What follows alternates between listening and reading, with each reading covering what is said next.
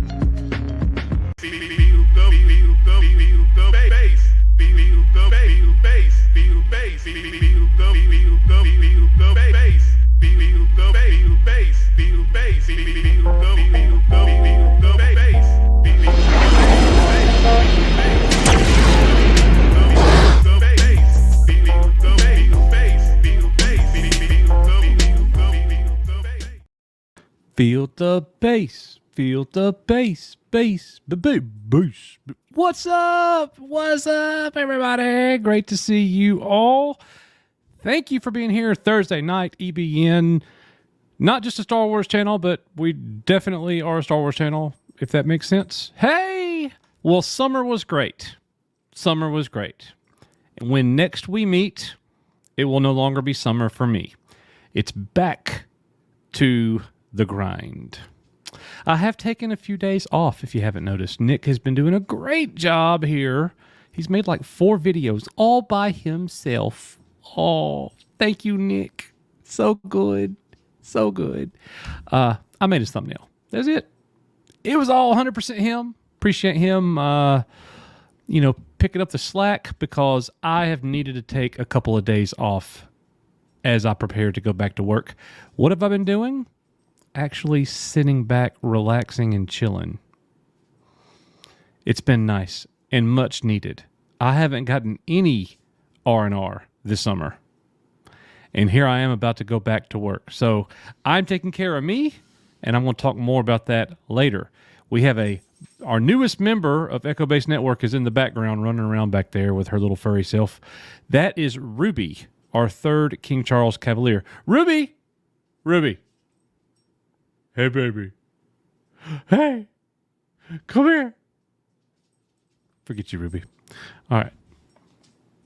Who wants to see Ruby? Does anybody want to see Ruby? Hey, let me say what's up to everybody. We got What You Mean, Alan Copeland, Aaron Ratliff, Everscale, Lombardi 1969, Venger, Beretta Road Chronicles, Vertical Horizons, Blood Guilty Gaming, Greg C., Rogue Sarge, Jedi Master Lawrence, Matthew Godet, Luke Allen, Michael Schwartfeger, Scott Westbrook, Ben, Daryl the Derelict. Howdy do, buckaroos. Old Geezer Gaming, Papa Palpatine's Pizza Padawan, Jim S., Justin Jones, Donut Lord, Mr. Fred, Low Spec Linux Laptop. What's up, Jeff? Debbie Young, John Graber the Space Jockey, Beryl Titer. I don't know. What's up? Skits 3D, Matt Risman, James Kling, Star Wars Mom. Hello, Star Wars Mom. I'm watching Foundation Star Wars Mom based on your recommendation, and I'm enjoying it a lot. Episode 7 tonight. Lester San Jose the Skeptic, Tank, Leia Rose. Thank you all for being here. We greatly appreciate it. As always, we discuss the highs and lows of our favorite entertainment with you. It's going to be an awesome little show that we've got planned. As always, guys, there are 4 ways that you can support us here on the channel. Yep, I see Mr. Producer Man shaking his head in approval in the background because I'm actually doing that this time. You can join our member family. Debbie Young just gifted 10 Echo Base Network memberships. Welcome aboard to the 10 people. Thank you so much, Debbie, for doing that. It's a lot of memberships. And that is awesome. You could join us there. You could join us over on our Patreon where Nick gets you guys all kinds of awesome things. You could already watch all 5 episodes of Cobra Kai Season 6. You could watch every episode of House of Dragon up to date with the 2 of us. Our merch store. Hey. Yeah. The merch store in full effect and any and all super chats. We greatly appreciate it. Look, it don't just say Super Mario 2. I even put the 4 main characters down there. Let's go. You got Princess Toadstool. You got Luigi. You got It's a Me, Mario. And then you got Toad. Toad is my favorite. He's little, but he's strong. Like John Graber. Minus the strong. Okay. Anyways, all that being said, let me go ahead and bring in... Yeah, it's time.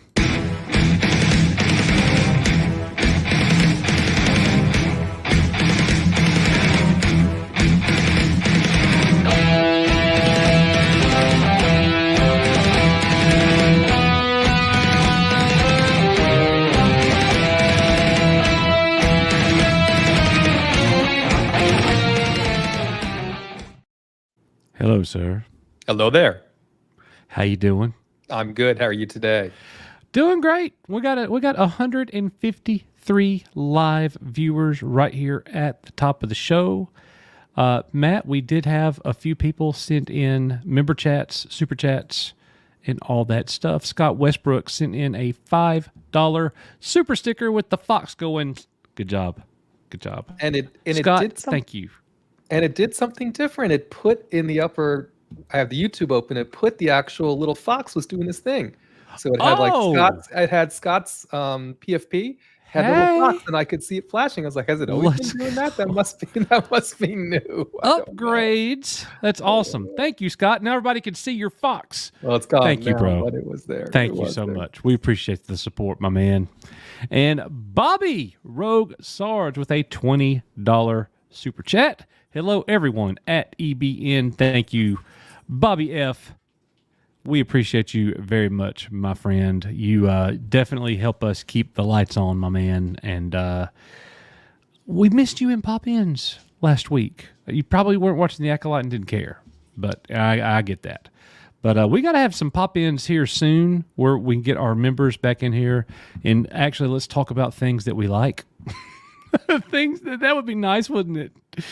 So I am tired of trashing on the trash. And I know Debbie and some others have been saying, nice to see you. I know you guys have been doing all these late night streams, like after House of the Dragon, and then it was after. This old man was asleep, right? You all were going like gangbusters. And yeah, Nick's like, have you talked to Richmond? Did he leave us or what? And I'm like, he's asleep, dude. Never. Yeah. We'd watch in The Acolyte, and then after that, you come here and you had to talk about it. God bless y'all. So that's a lot right after. Hey, it was in high demand. Yes, I know. We were having between 1,500 and 3,000 live viewers. It's crazy. And now that The Acolyte's not in season anymore, we have 154. I appreciate you guys being here. And this is awesome. But it's like, everybody was tuning in for the debacle that was. It's really, well, we're going to talk about this, guys, but it is hard for me to fathom just how bad Star Wars is right now.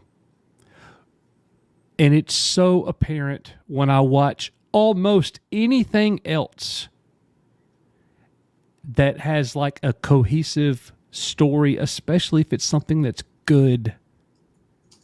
Like, there's such a contrast. It's been nice. I've been watching, I watched Cobra Kai season 6 so far, the 5 episodes.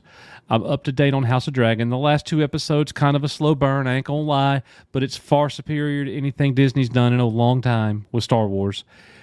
And then you, sir, got me on Foundation yesterday? Was it yesterday? Yesterday. 2 days ago? Yesterday, or the day before, you called me. You're like, because I know you weren't feeling Severance.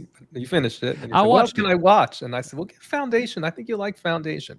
Give it a try. Really am enjoying the show. I am starting episode 7 tonight. You got 2 seasons, so you have another. I know. Season. Well, and look, I got basically 5 days to knock out the 2 seasons. I'm definitely going to do that without question. Yeah. So I have really enjoyed it. So it's important for me to actually watch something that is enjoyable, and that doesn't happen to be anything with Disney Star Wars right now. And again, not to continue gushing on Foundation, but they made that series for $50 million, right? So they made that series for nearly 25% of what they spent on the Acolyte, and it's, to me, just a night and day's difference in quality. No comparison, ladies and gentlemen, at all. Well, as I mentioned earlier, Debbie has gifted 10 Echo Base Network memberships. Thank you so much, Mama Bear, for doing that. We greatly appreciate it. Those dogs are going to drive me crazy. Ruby, be quiet. Okay, let's see. Thank you, Debbie. We appreciate that. Graph Webb with a $2 super chat. Hashtag cancel Disney Plus. Every day, sir. Every day. Thank you, brother. And a member chat from The Real Super Shadow. He says, watching Deadpool in 30. We'll watch stream after. I hope you enjoy Deadpool. Let us know. I would like to go see it, but I don't know when that's going to happen. So we'll just see. We will just see. A lot of people are going to be heading to go see the third Deadpool movie. Well, and I know you all know this already, but it's spoiled all over the place now, and I just hate it. Right? I don't have a clue. I haven't seen anything. I just been scrolling through X, and all of a sudden, this cameo or this happened, or can you believe this thing was there? And I'm like, man, we don't. I mean, it's literally the first day most people are seeing it, right? We have to. And you're usually pretty early on the movies. So, well, I don't ever go on a Thursday though. So for me, it's just price of doing business. I'm going on Saturday. For me, Friday or Saturday is all I can do. Yeah. But I mean, it's just there's been one particular spoiler that people are just posting over and over. And I was like, okay, we get it, enough. How many more people can spoil the same? At least you're all spoiling the same thing, I guess. But it's still not good. Is that something that started today? Pretty much. Okay, because I just got home. I've been out on the disc golf course for several hours. I've not been on social media. I've not been looking, so maybe that's a good thing. But I'm undoubtedly going to run across it, before I go see the movie probably. So you're saying if you're just scrolling on Twitter, you're probably going to run across it. I think so, because I think from what I can gather and from what I've seen, people are really the cameos are a little bit more substantive here. Many of them are not just cameos for cameo's sake. They seem to have an actual reason for being and things they do, and they're participants as supporting characters more than they are cameos per se. And I think for at least a few of them, it's been very surprising, and I think people have been quite jazzed up about seeing some old favorites return. Interesting. Okay. All right. Very good. Is the second Deadpool movie a requirement to go see the third one? I think it's almost more of a sequel to Logan in some ways. I would say, I mean, there are characters that have been in the other Deadpools, like his band of friends, I Right. think, but I don't know that you have to remember all of them to get it. But funnily enough, for some people, it's not very funny. But the story, the way they tie it into the MCU is with the TVA, right? The TVA featured very heavily in the Loki series. And Mm. so this concept of the time variance authority and some of those characters and what they do and how they act is a bit central to the plot here. And so I'm not saying you have to watch Loki to understand it. I think they explain it well enough in the context of the movie, apparently. But Right. that's a little surprising, even though, I love the Loki series. It wasn't for a lot of folks didn't really where they weren't into it. Right. Had nothing to do with Loki, by the way. Loki's not in this. Nothing to do with Loki himself. More about the actual time variance authority and what they do and how they act. Like I said, so Yeah. um, you know, it's an R-rated movie, right? No Apparently, it's doubt. very bloody. The language, everything. Even though I have no doubt people will be bringing their kids, I have heard a few people say they wouldn't recommend it for children that aren't socialized around that kind of content from a movie perspective, because apparently it is quite overt. So Does not surprise me at all. I went and watched the first Deadpool movie. We were shopping. We were on vacation, and we went on a shopping trip. And I was so tired of carrying the bags around. So I've been doing it for hours. So I told my wife they had a theater in the shopping center, and I was like, I'm gonna go take these bags to the car, and you could shop all you want, and I'm gonna go watch a movie. And she said, that's a good idea. Go ahead. And I said, sweet, married the right one. So I had no idea what I was gonna see. So I walked up there and they had Deadpool, and I knew the character not well, but I knew the character. I hadn't even ever seen the trailer. I had no idea. I didn't even know it was R rated, and I didn't even notice. mm, So I go in there and sit down and start watching Deadpool, and I was in shock. yeah, I enjoyed it, but it was way more than I could have ever imagined. And I thought to myself, my wife would not have made it 3 minutes into that movie.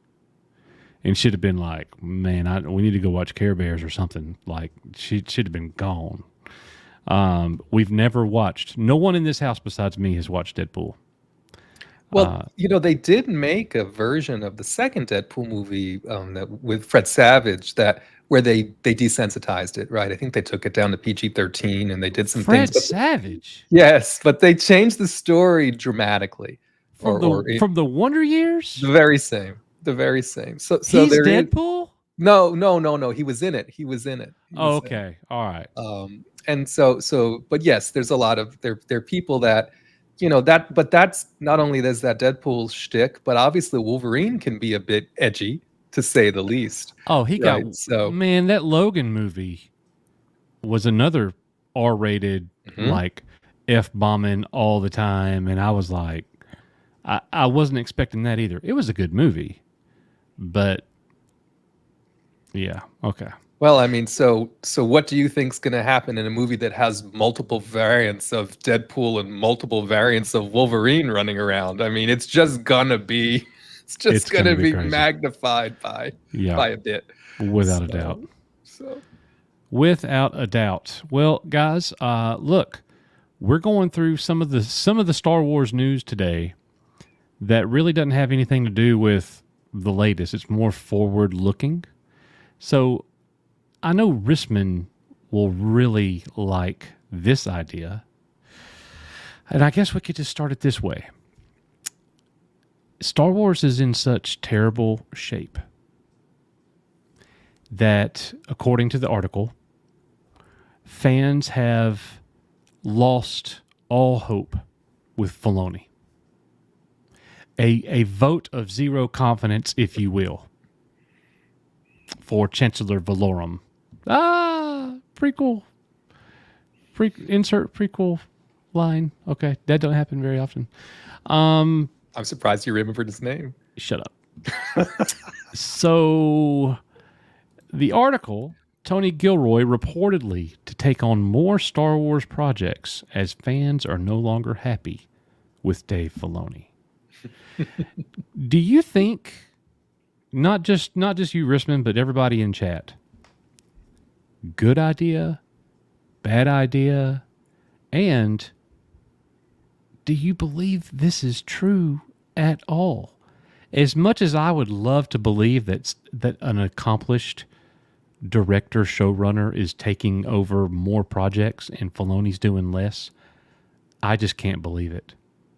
It makes sense, but again, I don't want to spend the whole stream crapping all over Star Wars, The Acolyte, but the franchise is in terrible condition.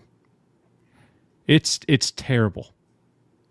Again, when you go out there and watch damn near anything on any streaming platform, it's going to be better than what we've been getting. Disney Star Wars has been a huge failure, and it's just getting worse. Well, and Coach, you know, as much as I'm a huge, as everybody here knows, if you've been around for a minute, I'm a huge Tony Gilroy fan, not only for his work on Rogue One and Andor, but just him through his career and some of the other things that we've enjoyed that he's done.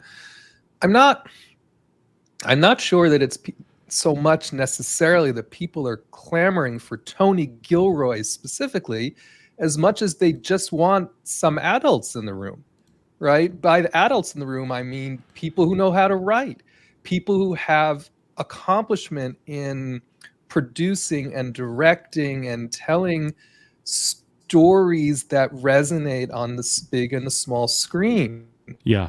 Right. And so I think for a lot of us, the best example we have of that in recent history for Disney Star Wars is Tony Gilroy. So, and he said before, by the way, he wants a break after Andor. And I don't think it's because he's fallen out of love with Star Wars. You might argue he was never in love with it to begin with, right? He liked the story idea. He liked the story he's telling, and I think that's why he really put, you know, all his effort into it. So I think if he has an idea for another story, they would be, and it can be made for an appropriate amount of money now, whatever we're going to say that is going forward, because we know it can't be Andor budget forever, that I'm sure they would have him back. I don't think he's going to leave on bad terms, but I don't think it'll be anytime soon. You know what I mean? If he were to come back and do anything. It's interesting. I saw somebody say something about Favreau. You know, he is still like not seen, not heard, not around. Very little. You know, it's just changed a whole lot. Well, I think two things from a Favreau standpoint, right?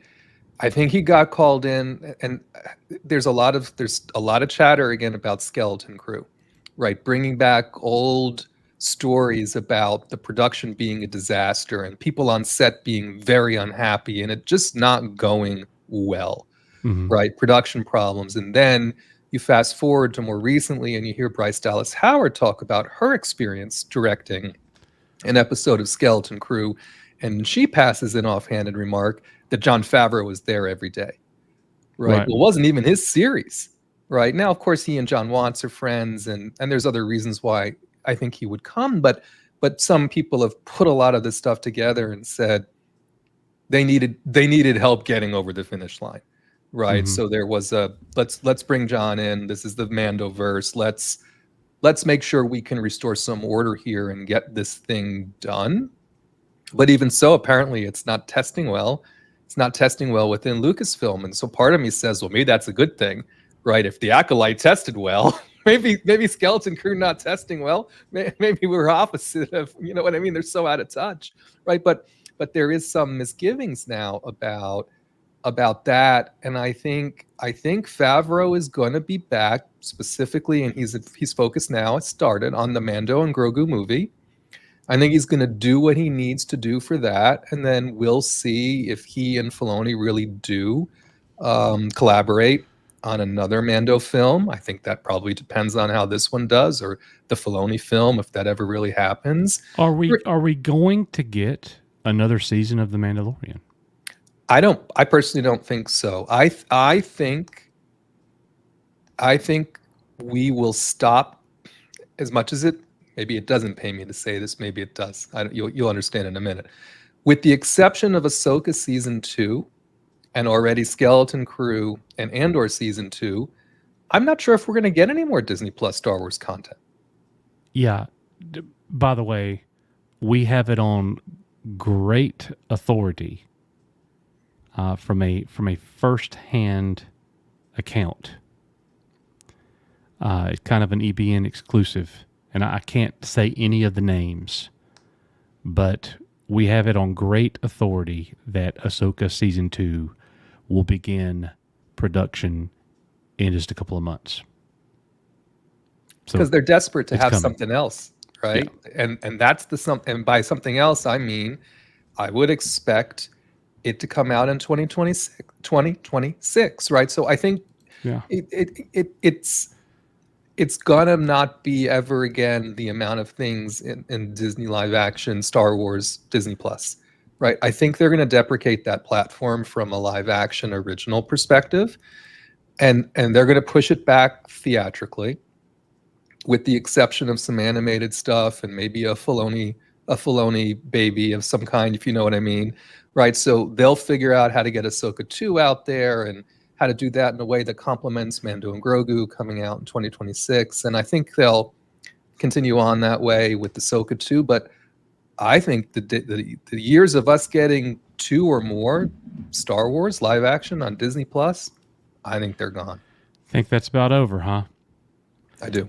And that just goes to show the state that the franchise is in.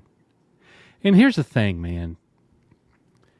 There's a lot of people on social media putting the blame on people who don't like the show. It was hate reviewed or hate watched. It was review bombed. Your little movement has destroyed Star Wars. No, none of that's true. If they gave us great Star Wars, we would tell them. We would make videos and we would celebrate it and we'd be happy with it. But instead, I think that most of the older fans, like myself, have become so apathetic to what they're making. You just watch it like it's bad comedy. And it's just funny. And you literally cannot believe how bad it is. Nick made a video talking about, this whole trend about, renew the acolyte or whatever. I hope they get a second season. I would love to have live streams talking about it again, because I think that would be hilarious. But does Star Wars need that? No, it does not. If we ever want Star Wars to be anything like a healthy franchise, it doesn't need that. You mentioned the Grogu and Mandalorian movie. You mentioned less Star Wars coming out. Even if the Grogu and Mandalorian movie was by and large a 10 out of 10 for everybody, everybody's happy. How much does one movie turn around a franchise that's been beaten down to the ground? Well, that's why I think they'll continue to build on that goodwill, if you will, and the momentum by spacing it out and giving us another movie, just like in the good old days when there was no Disney Plus. Yeah, George Lucas did not give us a whole lot of Star Wars. Disney has already made more Star Wars than George Lucas ever did. Oh, but there's no comparison, especially too much in too compressed a period of time. It brings us to the situation we're in, and it's funny you said, I say, well, there's a cause and effect here, where ultimately the effect becomes the cause. In other words, if they had continued on with their original strategy for Mandalorian and not gone the direction they went for Book of Boba Fett specifically, and then subsequently Mando 3, I don't think we would be in this situation now. So the cause of us, the effect of us being in the situation to some degree, is because they wasted the goodwill they had built for the first two seasons of The Mandalorian. They brought it down. Comparatively speaking, I know there are people who like Book of Boba Fett. There are people who like Mando 3, right? Not many. I'm speaking generally, right? So they bring it down, and now people are like, "Why'd you do this?" Right? People start expressing displeasure with the fact that the quality went down, and they don't turn the ship around. The quality went down. It to me, it was never about quantity. No. Oh, they gave us too much Star Wars. No, it was too much bad Star Wars or average Star Wars. And when you're talking about a fandom where we love this IP so much that an average show or movie is a loss. Star Wars shouldn't be average. You know what I mean? And so for that reason, I don't know how you can say with a straight face that the reason why we're not going to get any more Disney Plus Star Wars is because as a fandom, we've acted in a way that says we don't appreciate what they're doing. We don't deserve it. We are not supporting them wanting to make more. No. This is an effect. This is an effect of things going downhill, right? Yeah. But now the messaging, some of the messaging is, well, fans aren't going to be happy with anything. Well, you've consistently given us reasons not to be happy. Show us. And the thing is, that's not true. Show us the other end again. Go find me one video that's saying that the season 2 finale of The Mandalorian was awful. There's not one. No. They can do things to make the fandom happy. Now, that's going to be hard to reproduce right there. But the things that they've got slated for the next 3 years, how much of that has the potential to make the fans generally happy? Skeleton Crew ain't going to do it. Even if Skeleton Crew is decent, right? Especially coming on the heels of The Acolyte, right? Even if it's decent, it's not going to. Is it going to move the needle? I think the answer is no, right? And even if Andor season 2 is wonderful, right, and more people tune in to experience it, again, they have to continue. They have to keep it consistent. They have to give us something theatrically, which is not Rey on the big screen, by the way, although I still think it's never going to happen, right? It's certainly not going to happen in 2026, right? But they need to have consistent wins, right? Not weird circumstantial billion-dollar Deadpool wins or Pixar business. And I'm not diminishing the fact that those movies are going to make a lot of money, but clearly those movies are anomalies. And they don't do anything that builds momentum for the rest of Disney storytelling, especially not for Star Wars. Yeah. Good points there. Let's go ahead and hit some of these super chats, member chats that we got here. Let's see. Felix. Wow, we've gotten so many gifted EBN memberships, guys. Thank you so much. Felix, thank you, brother. Appreciate that very much. By the way, Felix is teaching lightsaber combat at Icon again for the second time. I am excited. I hope I don't have to bring my own lightsaber because I wasn't planning on bringing one of mine. But if I have to, I suppose I can. Because I want to go through the combat as well, for sure. So, Felix, let us know. And everybody here that goes to Icon, you got to go get trained by Felix. I know you had already seen it, but I sent you. I saw it on X actually. Michael Havens had tweeted about Felix, and then I found the little write up, the little blurb there. It was a great write up about Felix and his talents in martial arts and how he's applying that to lightsaber training. So very cool. So very cool. It's neat that Havens, like, that's just such a cool thing. You go to a convention and can be trained on lightsaber combat and different moves and techniques with a saber by somebody that knows what they're talking about. Pretty awesome. Yes. Pretty dang cool. All right, let's see. Donna just wanted to say hearts. Thank you, Donna. You're so sweet. And she gifted 5 Echo Base Network memberships. Thank you, Donna. My goodness. We appreciate that very much. There's so many new members. Welcome all the new people. Debbie with a $9.99 super chat. What about the rumor or story that they've started filming the Grogu movie because Pedro Pascal is going to be in it and they needed to start it now because of his other commitments? There's apparently some time-sensitive issues. We're going to get into that, but I don't know if it's Pedro or not. You could speculate that that's the time-sensitive issue, but I don't know. That we'll definitely look into that, Debbie. You could be right. That would be a fair guess.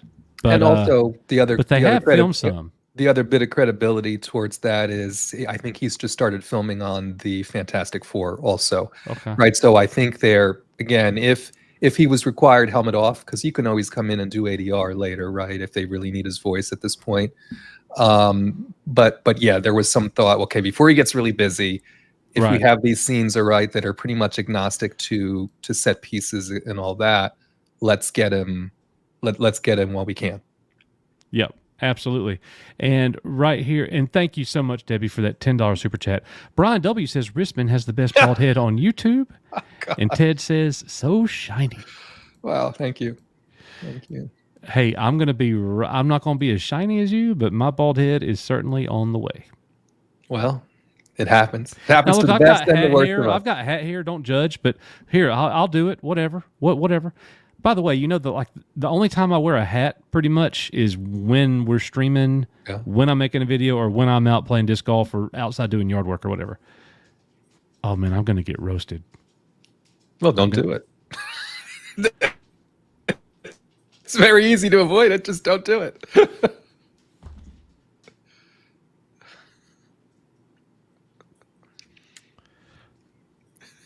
Roast me.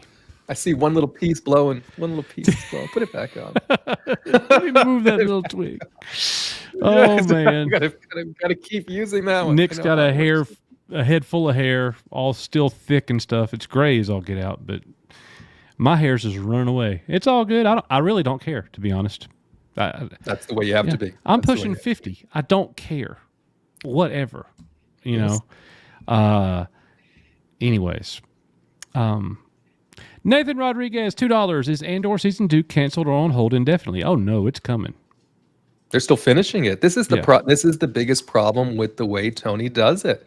Right? They're still finishing up all the post-production stuff as they would have normally done for a movie, but I mean, it's like a 12-hour movie thereabouts. So it takes them a minute. My prediction, not that I have any inside knowledge, right? But my prediction is it'll either premiere or it'll either finale in April of next year, right? Because they're going to need something for celebration, right? They're going to need something, right? To at least put out there. And to me, that something, it's all they got. Because they're certainly not going to hold Skeleton Crew. Skeleton Crew is not going to be. Well, speaking of something, guys, we've got to find out the schedule for D23 and make sure that we're live streaming that event. So I think I know when it is. I think it's Friday.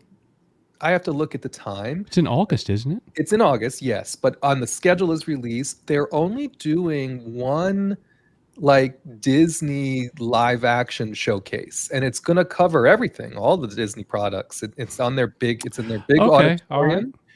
because what they're doing for Lucasfilm specifically is they're rolling Doug Chang out again, and they're doing, behind the scenes Sure. and publishing. So I think there is an opportunity for something to happen. But it's at the very beginning, and it's going to be a piece of a broader presentation, if they say anything at all. Right, I got you. So there's not going to be as much Star Wars at D23. We wouldn't think that there would be, because in the past it's half the crap don't happen anyways that they say. I mean, at this point, if you think about it, and you're them, what else do you need to say? You've already said Mando and Grogu is coming. You've already said Ahsoka season 2 is coming. Right. So unless you really do have something else to say, or you want to put out a trailer for Andor season 2 and actually announce when it's coming. You know what I mean? They can, you know what I mean? But they have only a small number of things they can talk about, because they're not going to put no Kathy Kennedy out there again talking about droids and Lando and, on your point, all these other. They're never going to do that again ever. Rogue One or Rogue Squadron, and it just went on and on and on. And no freaking way, right? Just so awful. That was all mirrors, smoke screen, and the thing is like, I believe that they planned on all of those things. They really did. And I also believe that they greatly misjudged the health of the franchise even in that moment. And with each passing show, with the exception of Andor, viewership declines, fans leave, and you're not reaching a younger generation at all. So your franchise isn't growing. The people that you're making this stuff for aren't buying it. Because about everything else that you can make, you just let Leslie Headland make a show. I can't even... It's just mind-boggling. Again, I'm going to go in there later tonight and watch Foundation Episode 7. Any 30 seconds, I have the highest confidence, any 30 seconds of that show that I watch will be better than anything I saw in The Acolyte. Well, and not only, I agree with all those things, but it's also very evident that they're putting their efforts into an attempted resuscitation of Marvel, right? Of turning around and doing something with Marvel theatrically. From Disney's perspective, yes. So I don't think they're going to pour money in both franchises anymore at the same time. Right. I really don't. But the people running Star Wars should still be like trying to deliver great Star Wars. Well, if they have less of it to deliver, it'll be easier for them to accomplish something, right? And so that's why I say, if our ongoing Star Wars content for the foreseeable is going to be a Dave Filoni, Jon Favreau production, that's probably what it's going to be. Think about, I don't think anyone else has brought this up. This just occurred to me. It's been like staring at us right in the face this whole time. It's something that we've talked about over and over again. Think about all of Kathleen Kennedy's comments over the past several years about how important it is to have a female showrunner. But she's got to pick the right one. It's got to be the right one. It can't just be anybody. It's got to be somebody that's going to have a passion and has demonstrated the ability to deliver something great. And this is what you did? This is the woman you picked? What has Kathleen Kennedy done for female showrunners at Disney? Well, and remember, just to make it worse, I mean, she was moved to tears, right? Whether from the story or from looking, you know what I mean? She not only did she do all the things that you said, but I firmly believe she looked at the finished product and said, "This is a masterpiece." Look, Kathleen Kennedy, I don't know how much she even knows about Star Wars. Like, I don't think she's much of a fan. She loves Indy, but I don't think she's much of a Star Wars fan, to be honest. John says, Megan thinks Coach sounds sultry. Wow. Wait till you hear my voice in person.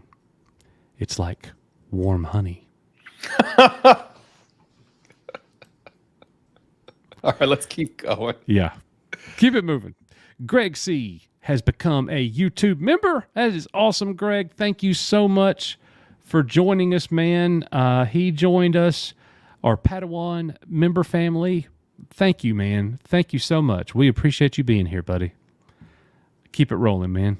All right, we got another gifted. Sutton Creek Productions has gifted 1 Echo Base Network membership. That is awesome. Thank you, sir. Debbie, $9.99. I don't feel a damn bit sorry for Disney because they put themselves in this position. However, I do feel bad for us fans who really did and still do love Star Wars. Yeah. I just wish I could go into the living room and turn on the next Star Wars show and sit back and just enjoy it. But they have just not delivered a product that I've been able to do that with in a while. The last people are like, all you guys do is hate. Look at your thumbnails. Y'all hate watch everything. You're an anti-Star Wars channel. No, we're a call it like we see it channel. And it just so happens, and I think most of the fandom agrees, they've been giving us a bad product for a while. But I was the guy very happy after the first 2, maybe 3 episodes of Ahsoka. I was happy. I was like, this is awesome. I'm loving this. And then it went off the rails for me, you know? And I would say that Ahsoka, people are going to be crucifying me in chat, was average at best. Average at best. It's on the lowest tier of average you can get if it's average. But it's still better than everything else that they've given us besides Andor lately. Mandalorian season, you know the list. Mando season 3, Book of Boba, Kenobi, and The Acolyte is the worst ever. It's so funny. I was a Kenobi series having a conversation in a Discord today, and somebody said, "Can you name any of the original characters they introduced in Kenobi?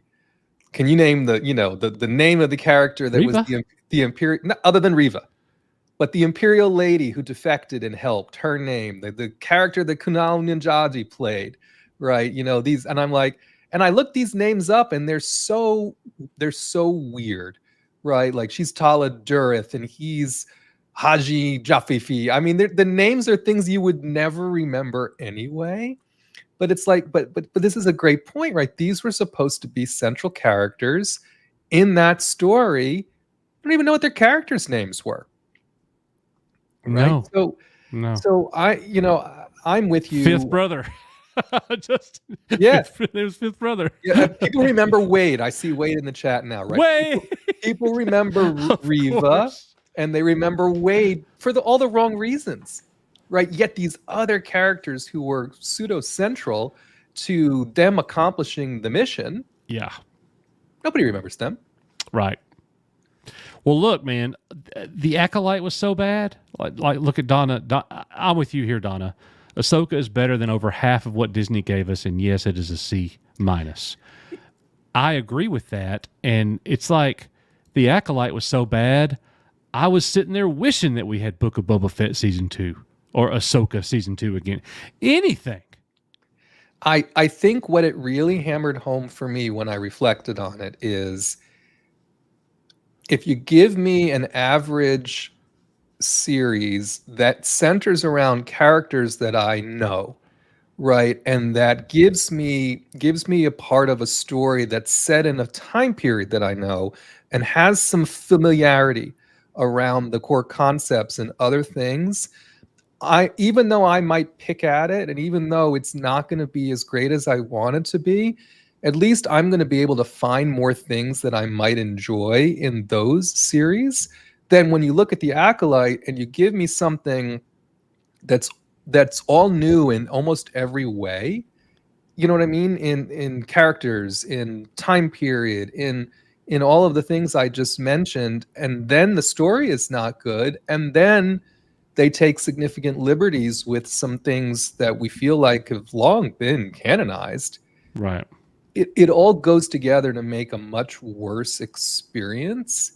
So I would much rather have watched Ahsoka season 2 or Book of Boba Fett season 2 or even even another season of Kenobi.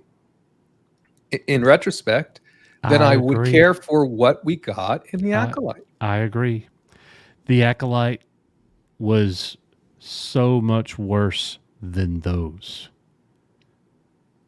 And those were bad. In terms of like Star Wars standards, those were bad. I mean, the Acolyte is off the charts bad. I mean, I know he was well-fed Thrawn, and there were some things they did with Thrawn that maybe didn't I don't care about his paunchiness. But you have to admit, when his Star Destroyers showed up and he's walking down and they're all chanting and the music was I mean, there were some really there were some really awesome moments in what they did with the characters in Ahsoka. There were some really dumb things they did too. Please don't misunderstand me, right? But I find many more redeemable things in Ahsoka than I do in the Acolyte by 20-fold. So what is the next Star Wars we're getting? It is Skeleton Crew, right? It's unless they cancel it, unless they are so nervous that they don't put it out, it's supposed to be Skeleton Crew. And I really think they will, right? Because the Twisters, the guy who just did Twisters 2, he's directing some of Skeleton Crew, and they're talking about it a lot now. It's supposed to be, we are thinking, around Halloween. We're thinking it's going to be towards the end of this year, and then obviously potentially move into next year, just depending on when they start it. But it ain't going to be soon. I don't think they're going to put it out in September. Right. I think they're going to let some time pass now between now and then. And that's why I say maybe we'll get a Skeleton Crew trailer at D23. Right. Because another thing about Skeleton Crew is, unless you were at Celebration, there has been no Skeleton Crew trailer. There has been nothing public about Skeleton Crew other than the Lego sets coming out, other than somebody found like the official banner in a thrift store. Maybe not a good sign it's already in a thrift store. Yeah. Right. But you know what I mean? There's not been any publicity about Skeleton Crew at all. That's why a lot of people are like, what's a Skeleton Crew? Well, you cracked me up a few days ago. I'm pretty sure it was you. And me and Nick have talked about it too. You said something along the lines of, I just hope they don't have witches. Somebody in the chat said it too. I forget who it was. They said, if I see at least one witch in Skeleton Crew, I'm going to riot. I'm like,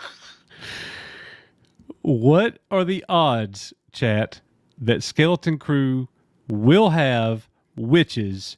Nick will be here in just a second to let us know.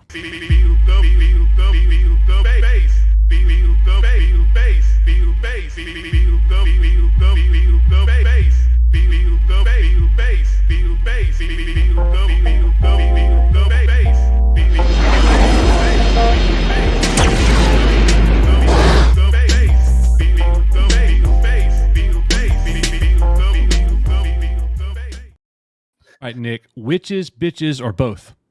Man, you know it's going to have both. Man, there's going to be witches, warlocks, hoes, bitches. They're going to have all of it.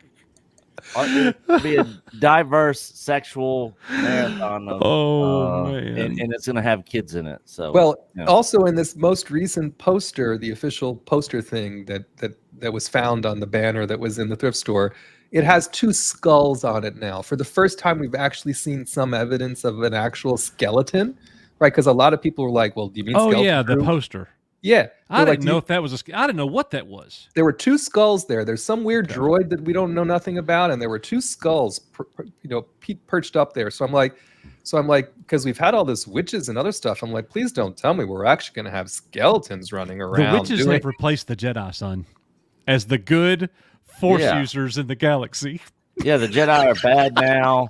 The witches are the good guys. It's crazy. Well, the Sith are the good guys. They're misunderstood. They're not really evil. For better or for worse, the Skeleton Crew is set in the timeline, which is apparently about the same time as when Mando 3 is going on, I think. So whatever we're going to get probably is more going to be Dathomirian, or it's going to be, I think, would be more traditional witchy stuff. Yeah. Because I think the rumor that they were going to end up in the other galaxy where Ahsoka is, I think that was just a silly rumor, right? I don't think that's true. I think they just get lost in space, and literally Jude Law helps them find their way home. Oh, Yes, I know. Poor Owen and Peru. that's funny. Uncle Owen and Aunt Beru had very decent skeletons. Yeah. Oh man. Yeah. Hey, I liked the Ewok movies when I was little, when Sindel was too. trying to find her way home. You know. Yeah. I loved those movies. They didn't age well. You know what it's going to come. But I could still watch them and enjoy Caravan of Courage. The end of Battle of Endor, I still think is awesome to this day. When all those creatures are going into the forest, and the Ewoks got everything set up, and they get the ship powered up, and then they start shooting the lasers, and they're like, what lasers? That big monster at the end of Caravan of Courage is still scary as hell. Oh yeah, the big huge ogre, the guy in the suit running around. Uh-huh. Yeah, that mug is scary. I remember watching that in the library at my school in first grade. Like all the first grade got to go in there and watch Caravan of Courage. Gorax? Someone's saying was Gorax? Yeah. Yes. Gorax. Yep. Yes. Obi-Wan. We need a Gorax figure. I would totally buy it. Yeah. Well, instead we're going to get Steve Urkel as a pirate. So you decide which. Strike 1988 has it. Lizzo will be the next Gorax. Boy. Oh boy.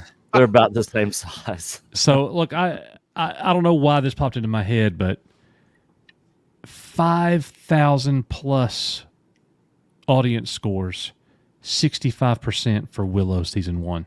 And they pulled it off. They pulled it off of Disney Plus. They pulled it off. It wasn't there very long. They pulled it off, and Warwick Davis publicly bashed Disney for doing it. Yeah. I don't care if it was 0 for the Acolyte. They ain't pulling it off. I don't think so either. No way.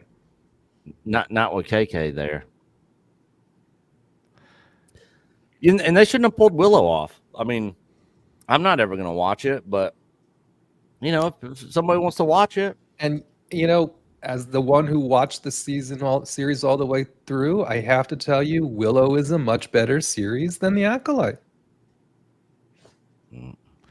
I mean, that's believable. I didn't watch it, but that is definitely believable. Yeah. So I'm about to do a poll. All right. While you're doing that, we're going to go ahead and let's keep going. But you've seen the Acolyte. The Acolyte had some review boosting, right? We're up to 17% now, right? It's the Renew the Acolyte crowd. They got it from 14 to 17. There you go. Yeah, I did that video. Yes, I thought that was good. Omega Supreme with cheese. Oh, I love that. That is awesome.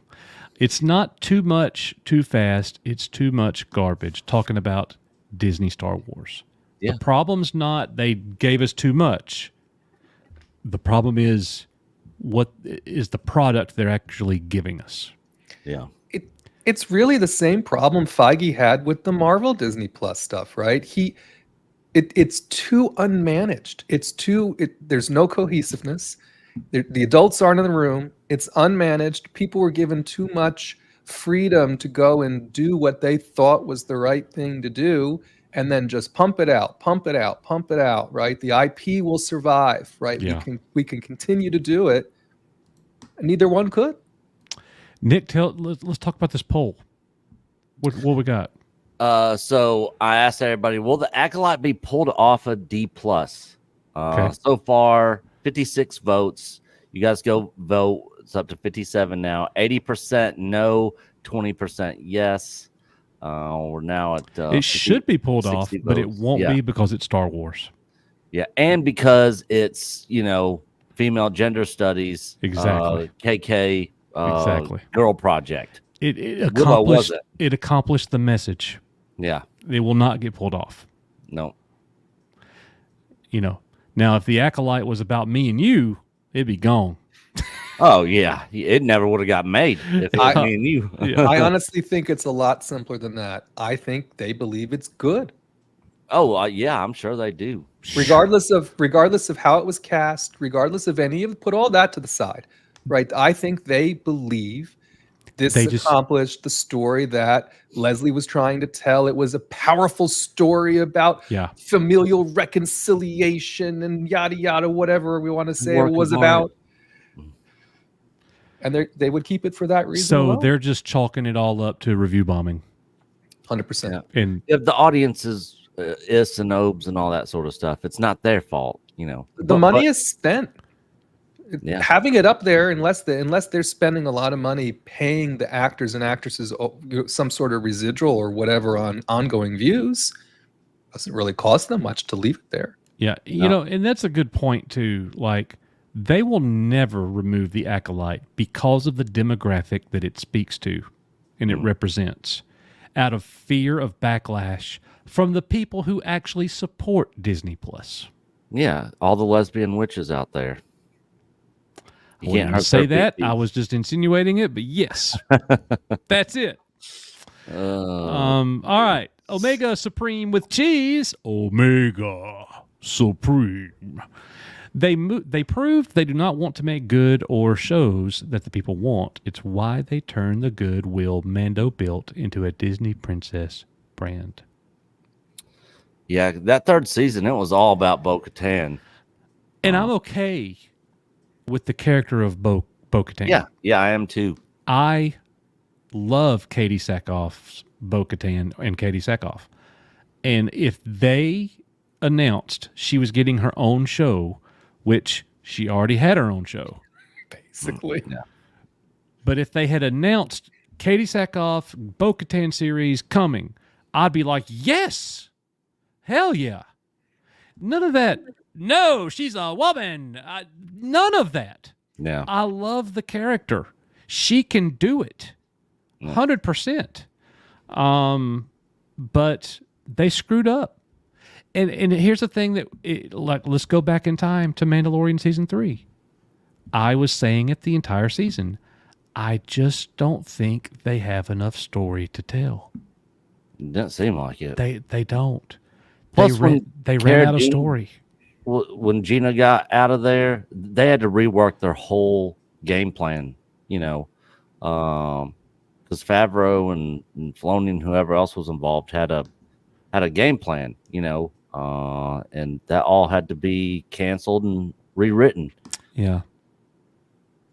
Yeah, it's kind of like, I just imagine that Filoni and the writing team, all those people got together and they came up with this rough draft plan. And man, if I could have just been a fly on the wall listening to that. Yeah. I really think there were two things that happened, right? I think obviously the Gina Carano and the Cara Dune, but I really believe they misjudged Grogu's popularity. I fully believe they intended to continue on the story with Grogu training with Luke, with it not being so Grogu-centric, continuing on with whatever this draft really was. And because we heard a lot of people say it at the very beginning, even Werner Herzog and Carl Weathers, let him rest, these people saying and pointing and saying, you don't understand, like to Filoni and to Favreau, they're like, Grogu is your story, right? They were telling them this, and then it actually happened. And so they forced a Book of Boba Fett bit of business on us, didn't they? With them figuring out a way to get Grogu back, making him back in the story again. You know, such a terrible decision. And those two episodes were shoehorned in there, and it was so obvious. And they were far superior episodes. Yeah, they were. The episodes were good, other than and they did so much damage. Yeah, other than they the were part so where good. Grogu goes back. Yep. Yeah.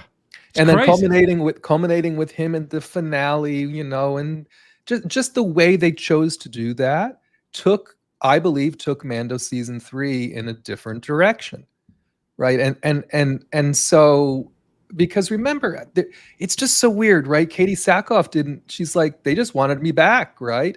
They never gave me the script or all that. She said, I thought I was just back in a supporting role. She said, first day they finally gave me a script, I thought it was a mistake. Yeah.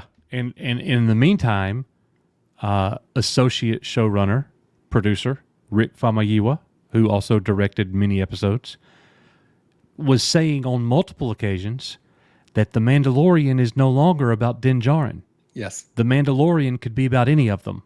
Yes. It all changed. It all changed when Gina got king. And you know what it did? It unfortunately not to this extreme, but you know, I've talked about this so many times.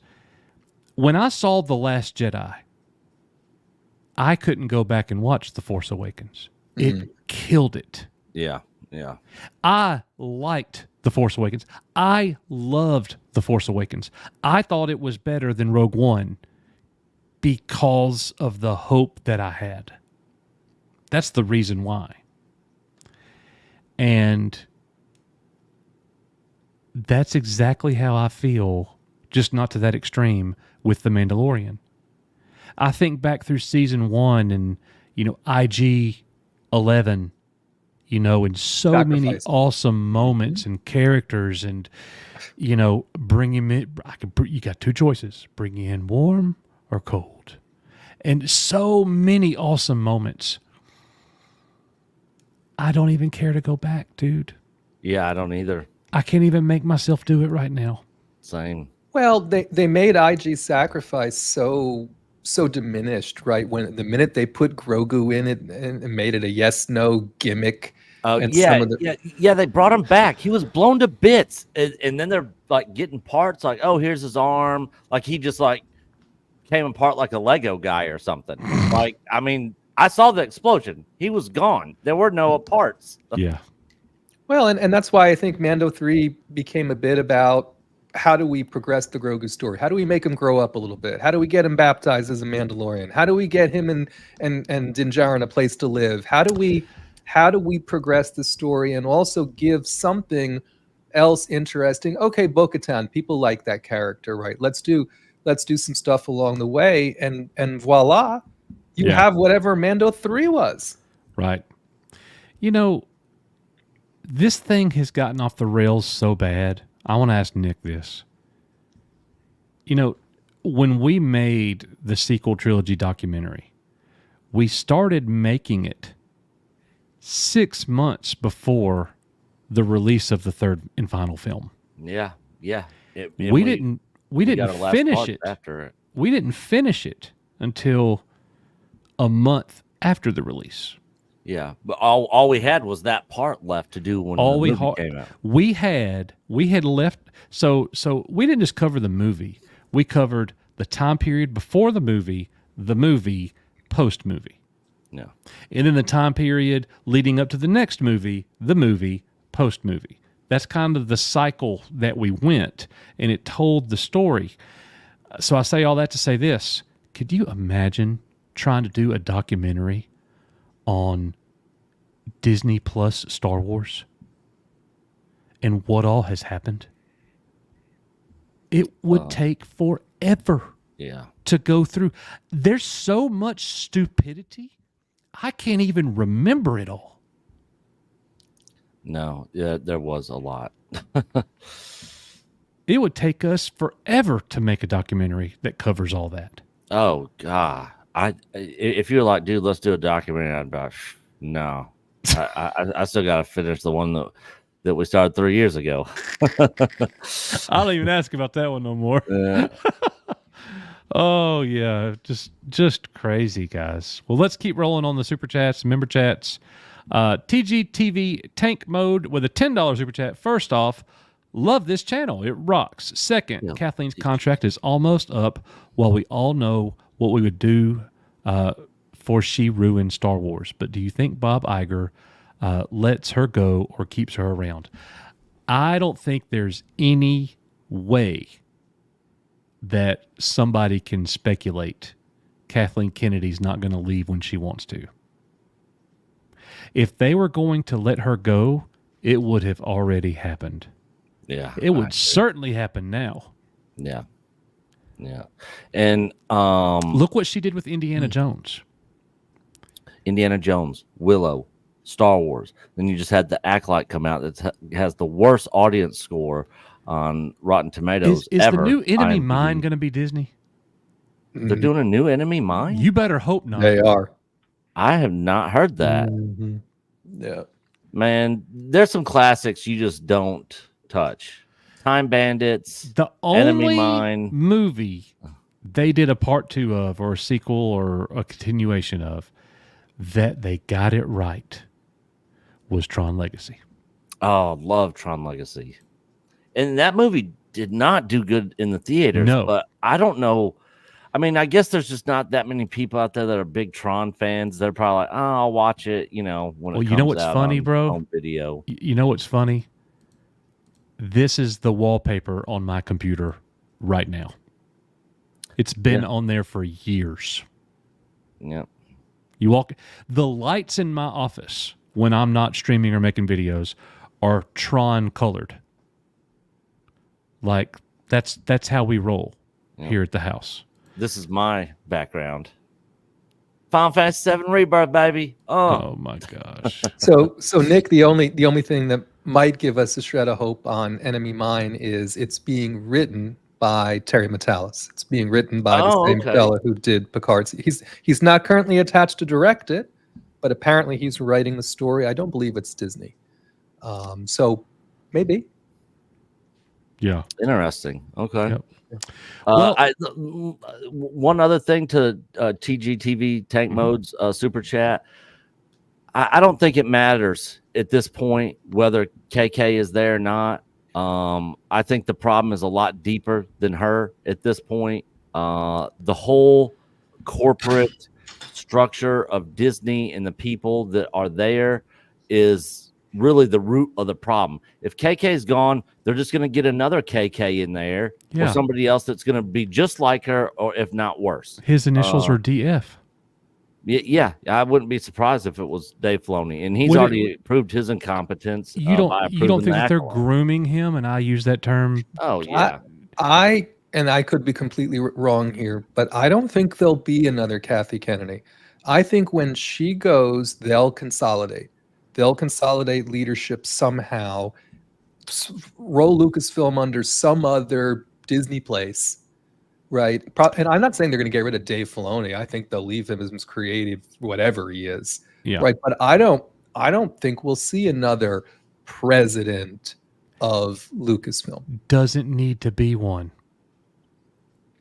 They can't do it. Man, make me president of Lucasfilm. I will have that place. And they would never hire you, Nick. No, never. Or anyone like you. Nope, never. You're not going to make the kind of Star Wars that they want. No, and I'm not going to be going to women's conferences and talking about how we need more women and lesbian space witches and Star Wars, and this is a boys' brand. The people at God, what is it? What's a girl like makeup brand or something? Revlon. Revlon. There you go. Mary Kay. Yeah, they're not going to put somebody like me in charge over there, and then me go like, all right, guys, and then start putting all this guy stuff in there. It doesn't make any sense. But they're doing this with Star Wars, and they think it's gonna, bring in a whole new audience, and it's not. It's just turning away the people that made Star Wars what it is. All the fans. Y'all keep rolling. I'll be right back. All right. Well, and the reason why I don't think we don't need a Lucasfilm, right? The reasons why Lucasfilm existed, you really just need an ILM now, right? You need an ILM, and you need ideally you need some people who have creative knowledge and actual lore background in Star Wars, and then you just need a production arm of Disney that knows how to make television, that knows how to make movies, to then make the content. Right? There isn't anything special about Lucasfilm anymore. There really hasn't been since Lucas left. That's why I'm like, why do you don't need a replacement cat. Just roll it all up into something else and have it be the Star Wars division. Be done with it. Yeah. And then I guess Dave Filoni will just be head of creative, and he'll just make all the decisions. And then he'll just have to get approval for budgets and all that sort of Okay. stuff with You got it. corporate overlords there. Got it. But oh man, it's just I literally have zero hope for Star Wars in the future. Like zero. I wish that wasn't the case, but yeah, I mean, I know people have said I think when Kathy's gone, she's just going to retire, right? I don't think she's going to take anyone else's job. I think she's just going to retire, right? Yeah, I agree. Real quick, C-3PO, remember for 14 months, hell to you, good sir. To save Star Wars, you have to make love to KK or Leslie. Pick KK. Well, according to Mike, I already do, right, Nick? I mean, yeah. I can speak from experience. Yeah, KK for sure. No way I'm touching freaking Blockhead Headland. Well, she wouldn't be your type anyway. No, she would not. Jedi Master Lawrence, member for 38 months. Hail to you. I want to go to Fan Expo in Chicago to see the battle between Mark and Gina, but too much money. How is the coffee treating you, Coach? Still loving it. I will ask him as soon as he comes back and about the coffee. Yeah, I'd love to go to that Fan Expo. I'm sure Mark Hamill's probably going to completely avoid her. But I would love for her to like track him down and be like, hey, Mark, hey, remember me? Gina Cry, hey, come over here. Let me talk to you. That would be freaking hilarious. Davish gifted 1 Echo Base Network membership. Hell to you, Davish. Damn it. You knew it was going to happen. Man, I've been getting. That's why I was so late getting here. It's like I got done with one thing. This isn't really anything that's that important. I get done with one thing, and then I get paged on something else, and I'm like, "Good God, we're still dealing with the CrowdStrike thing." Did you guys have that run into issues with that? I think we were lucky. A lot of people had to do a lot of stuff over the weekend, but I'm in asset management, so I got off easy. Even though I'm in cyber, I'm in the cyber department. I only handle the assets, so they didn't call me in. I didn't look at it, but a lot of people worked all weekend long for sure. Man, I was up all night. Pulled an all-nighter. Our whole entire department. My boss was blowing me up at 1 a.m. because you guys had to lay hands on a lot of stuff. Yeah, physically. we had to touch no other way every to do it. single virtual server. The desktop team had to go out through the entire all the buildings and hit every single workstation, computer. It was a freaking mess. Yep. TGTV tank mode for $10. Love. Oh wait, did we already get this one? Yeah. We did. Yes, that was the last one. Yeah. Beretta Road Chronicles $4.99. A skeleton crew is running on the bare minimum. This doesn't bode well just from the name. We're going to get a show with bare minimum story. Probably. I mean, well, the thing is, we don't even know what the story is yet, other than they're kind of like, it's almost sort of like from my understanding, like a Star Trek Voyager type deal. So as near as we've been able to piece together, this group of kids, they're out, they live wherever they live, nothing ever happens, the usual kids, right? But they go out to they stumble upon a buried spaceship, right? And they get in the spaceship, and before you know it, what do you think happens? The spaceship gets activated, it takes off, and they disappear from their planet, and I don't think they know anything about space. You know what I mean? They just get lost. Yeah. Right. They don't know how to work the ship, or it's in another language, or who knows, right? They get lost. And the story centers around the misadventures they have in trying to get back home. And so it's reasonable to believe pirates would be involved. Pirates probably trying to take the spaceship, you hijack them, you know what I mean? And because we know they end up in the jail cell at some point, because that was in the trailer that no one's seen, and in that jail cell, or they get taken prisoner, I assume, by the pirates. And guess what? In that jail cell is Jude Law's character. And so they all end up getting together because Jude Law breaks them out of the jail cell. Yeah. And that's how they become a band of misfits. And then I assume he then is enlisted in helping them get home, right? I think I've just described the basic premise of the story. I saw a headline, and he might have said this, that said something along the fact of, or around the point that the show is really aimed at making Star Wars fun again for children. Whimsy. The whimsy is there. The camp is there. This is his name is Chung, I think. This is the Twisters 2 director said this. He said, we really made sure that this is something a family could enjoy together. And I don't know if I agree with, it depends on how you define fun. I don't think anything's going to be more fun than The Acolyte. I had a ball. I didn't have fun watching it. I had fun roasting it and hanging out with everybody. Yes. That was the fun part for me. And now, as far as watching it, I don't see how Skeleton Crew could be worse than The Acolyte. Well, I think it will be more enjoyable to actually watch it than. It's hard to imagine any Star Wars being worse than The Acolyte. Yeah. Well, and also another. Again, I say there were adults in the room, right? From a directing, from a writing, from a producing perspective.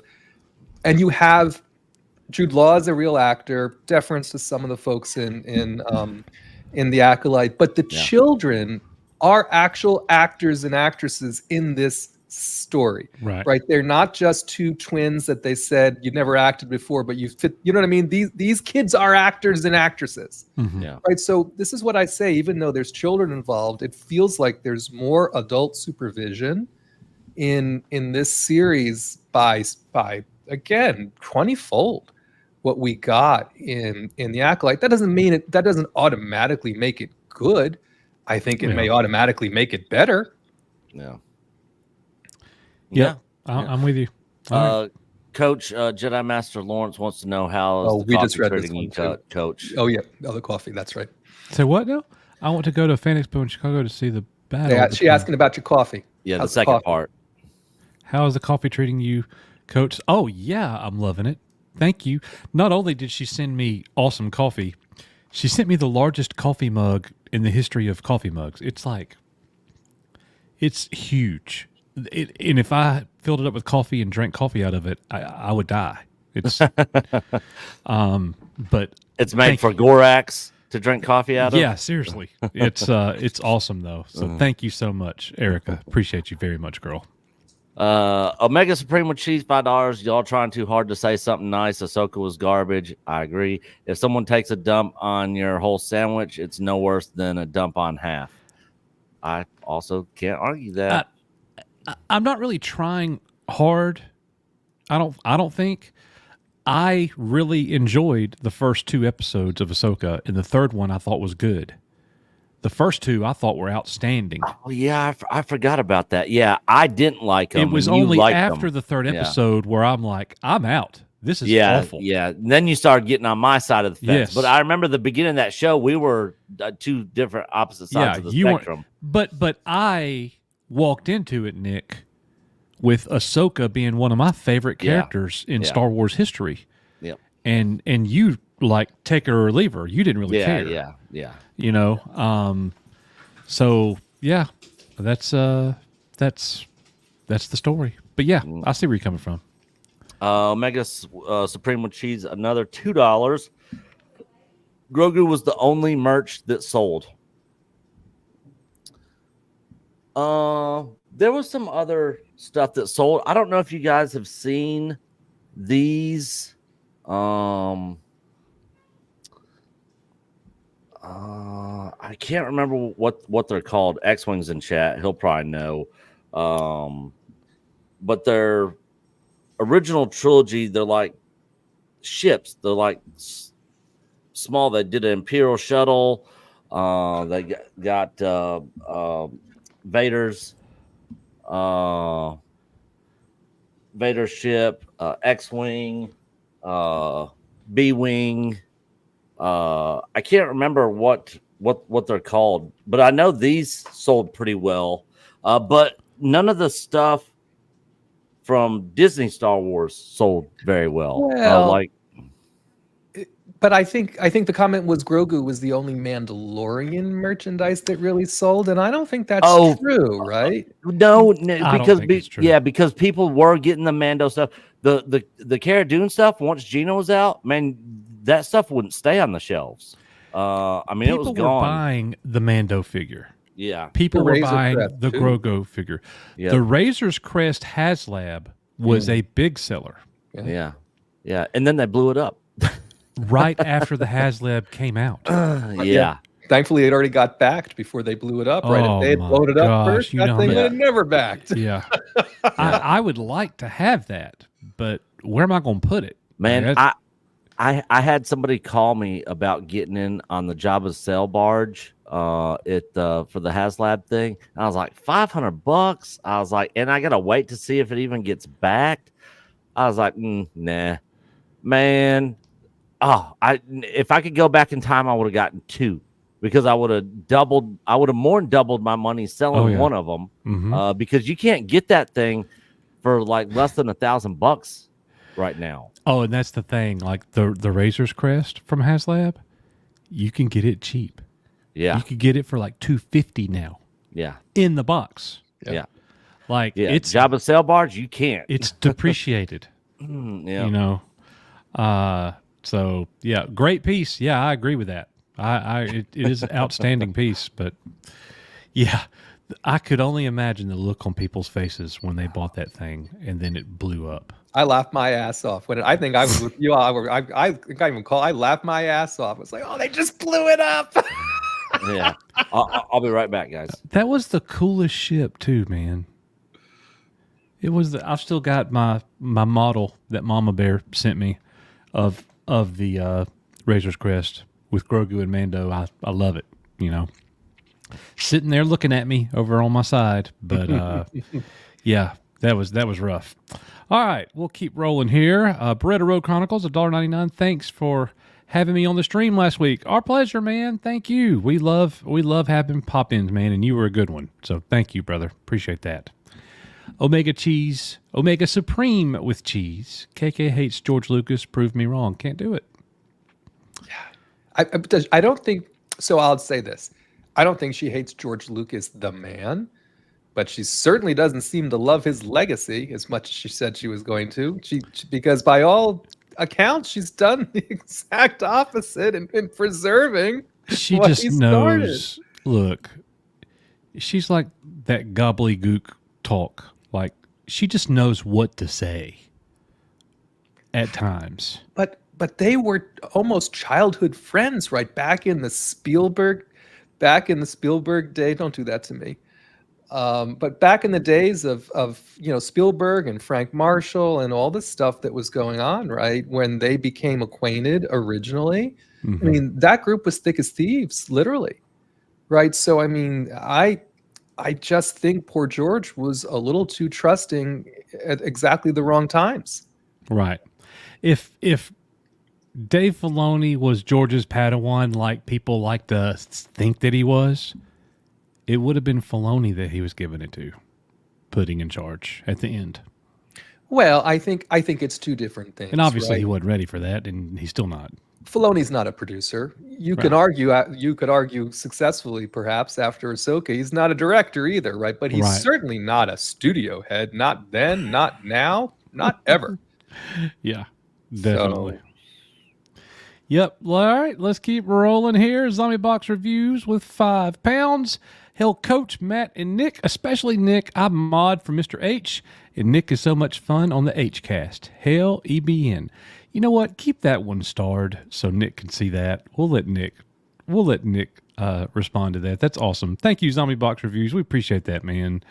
I'm glad you have fun with him. He drives me crazy. X-Wing, member chat, 3 freaking years. Has it been that long already? Crazy. Yeah, my badge, I think, is 3 years as well, right? Time flies when you're having crazy. fun. Yep, I'll always remember when X-Wing first came on. Like, don't ever meet your heroes. Like, he was wanting to come on so bad. And I'm like, I don't know this guy at all. And now he's my brother. So Zombie Box Reviews, 5 pounds. Kathy only got as far as she has because she doesn't have a nut allergy. Yikes. Oh, that one is totally worth. There you go. Comedy drums. Got it. Too funny. Thank you, Zombie Box. Appreciate that, my man. I just restart the other one so that we can keep it for Nick. So we're good. We're caught up. Good. Let's see here. So next thing we got. Oh, this is what you were talking about here.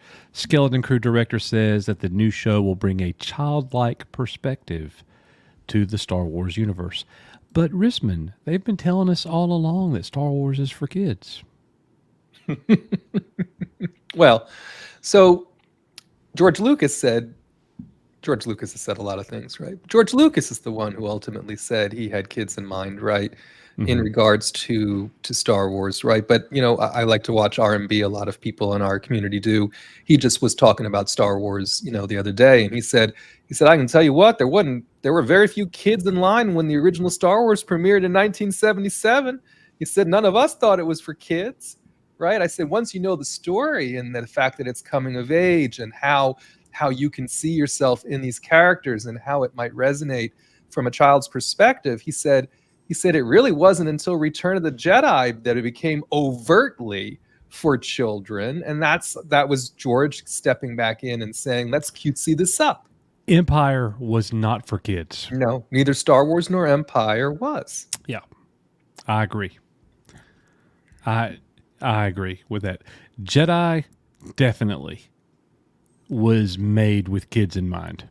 Yes, furry Ewoks and this, that, just some of that, and again, it kept the story alive though, right? The redemption of the father, the love of the son, things that are very familial and very wholesome, right? And so what this Twisters 2 director is he's saying the same sort of thing, right?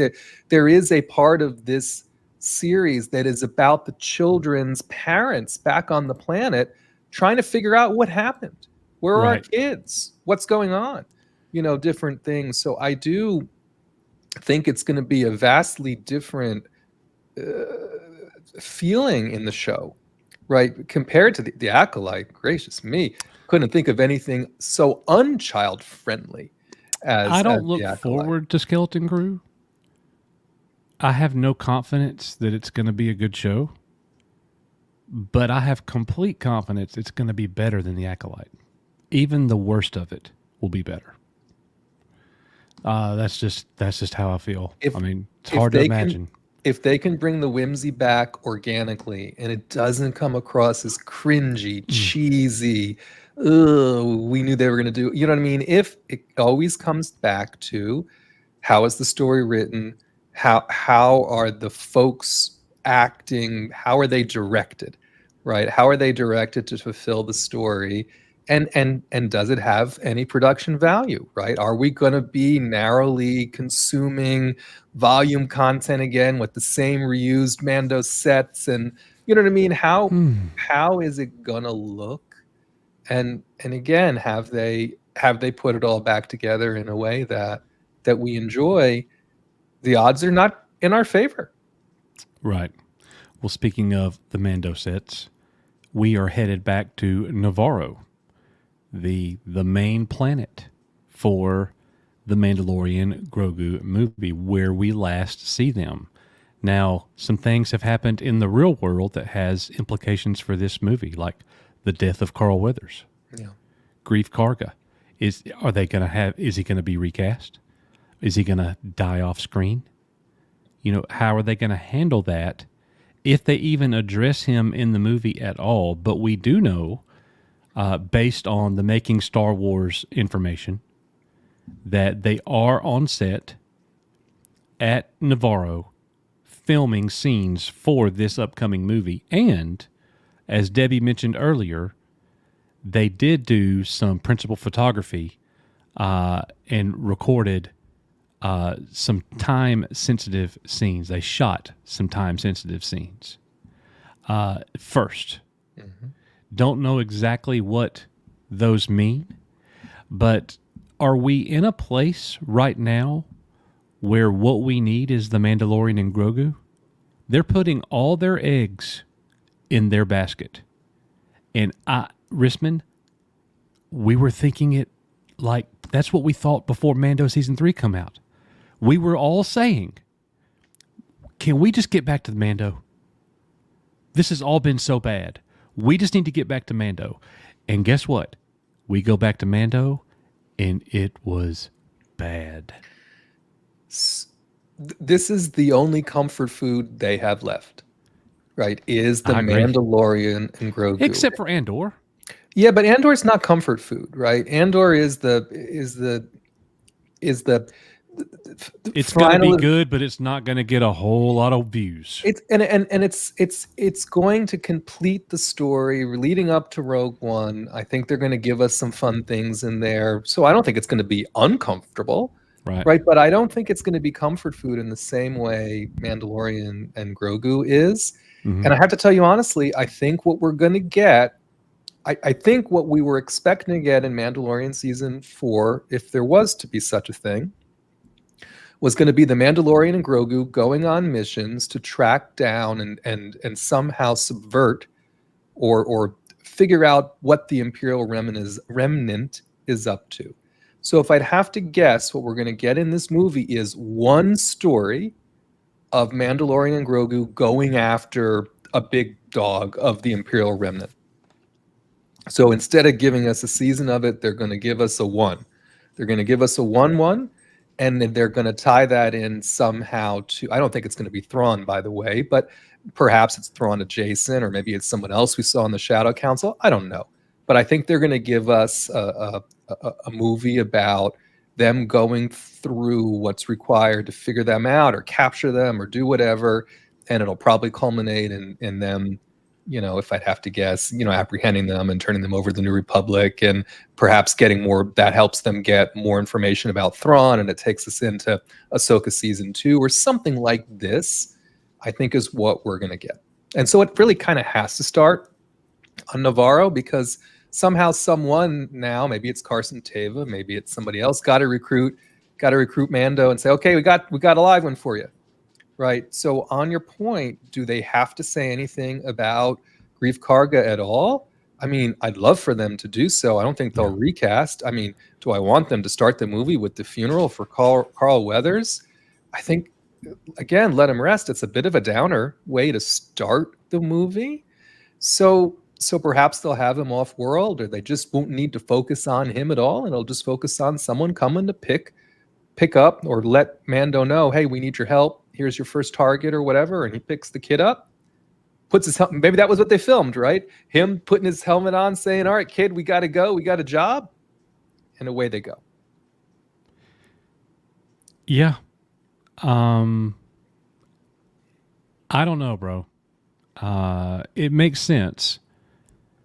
But there's just been so much damage.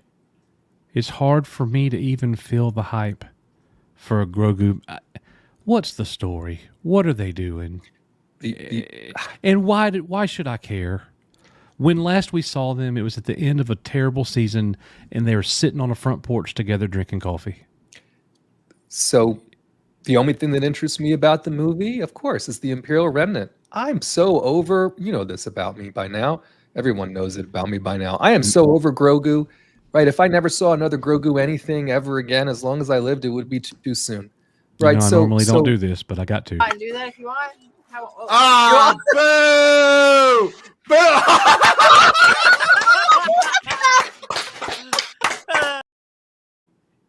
Right, so for me, I'm like, I want to see what else is going on in around this time frame. I want to see what the Imperial Remnant's up to. Yeah, I want to see something that makes me care again about this time period that world builds, that does something interesting. And if that involves Mando bounty hunting again, without us going to Mandalore or dealing with Bo-Katan or doing any of the other stuff that was so distracting, that's a bonus. I think moving forward, all the Star Wars that they give us it needs to be a singular story, like for that show. Stop trying to tie in this in the MCU. And you tried to MCU Star Wars and it failed miserably. Let the shows be singular stories. Quit trying to tie them in. It's gonna take me right back to the Book of Boba Fett and the Mandalorian tie-in. And it was the worst decision Disney Star Wars made. Well, and also, well, that's not the worst decision, but it is up there. The other thing that we have working in our advantage for them not doing that is, if they want to make this movie an entrance point where someone could come in and just experience Star Wars, right, and begin to experience it with the Mandalorian and Grogu without having seen any of the rest of it, yes, then they don't need to do tie it together. It's right. just a story that starts on Navarro that has him out hunting a big bad old Imperial whatever. Yeah. And away we go. That's the one thing Leslie Headland got right. She said, you don't have to see anything else. Just my show. Well, it was really bad. But this is what I mean, right? Somehow they need to overcome if you haven't seen the 16, how many episodes of what are we up to now? 32 episodes of other Mandalorian adjacent or Mandalorian specific content, and you're just coming to the movies because you haven't seen a Star Wars movie since 2019, and here's one to watch. You just need to start with the story. Yeah. Yep. Quit all the tie-ins. It's too big for their team. They can't handle it. They can't manage it. And,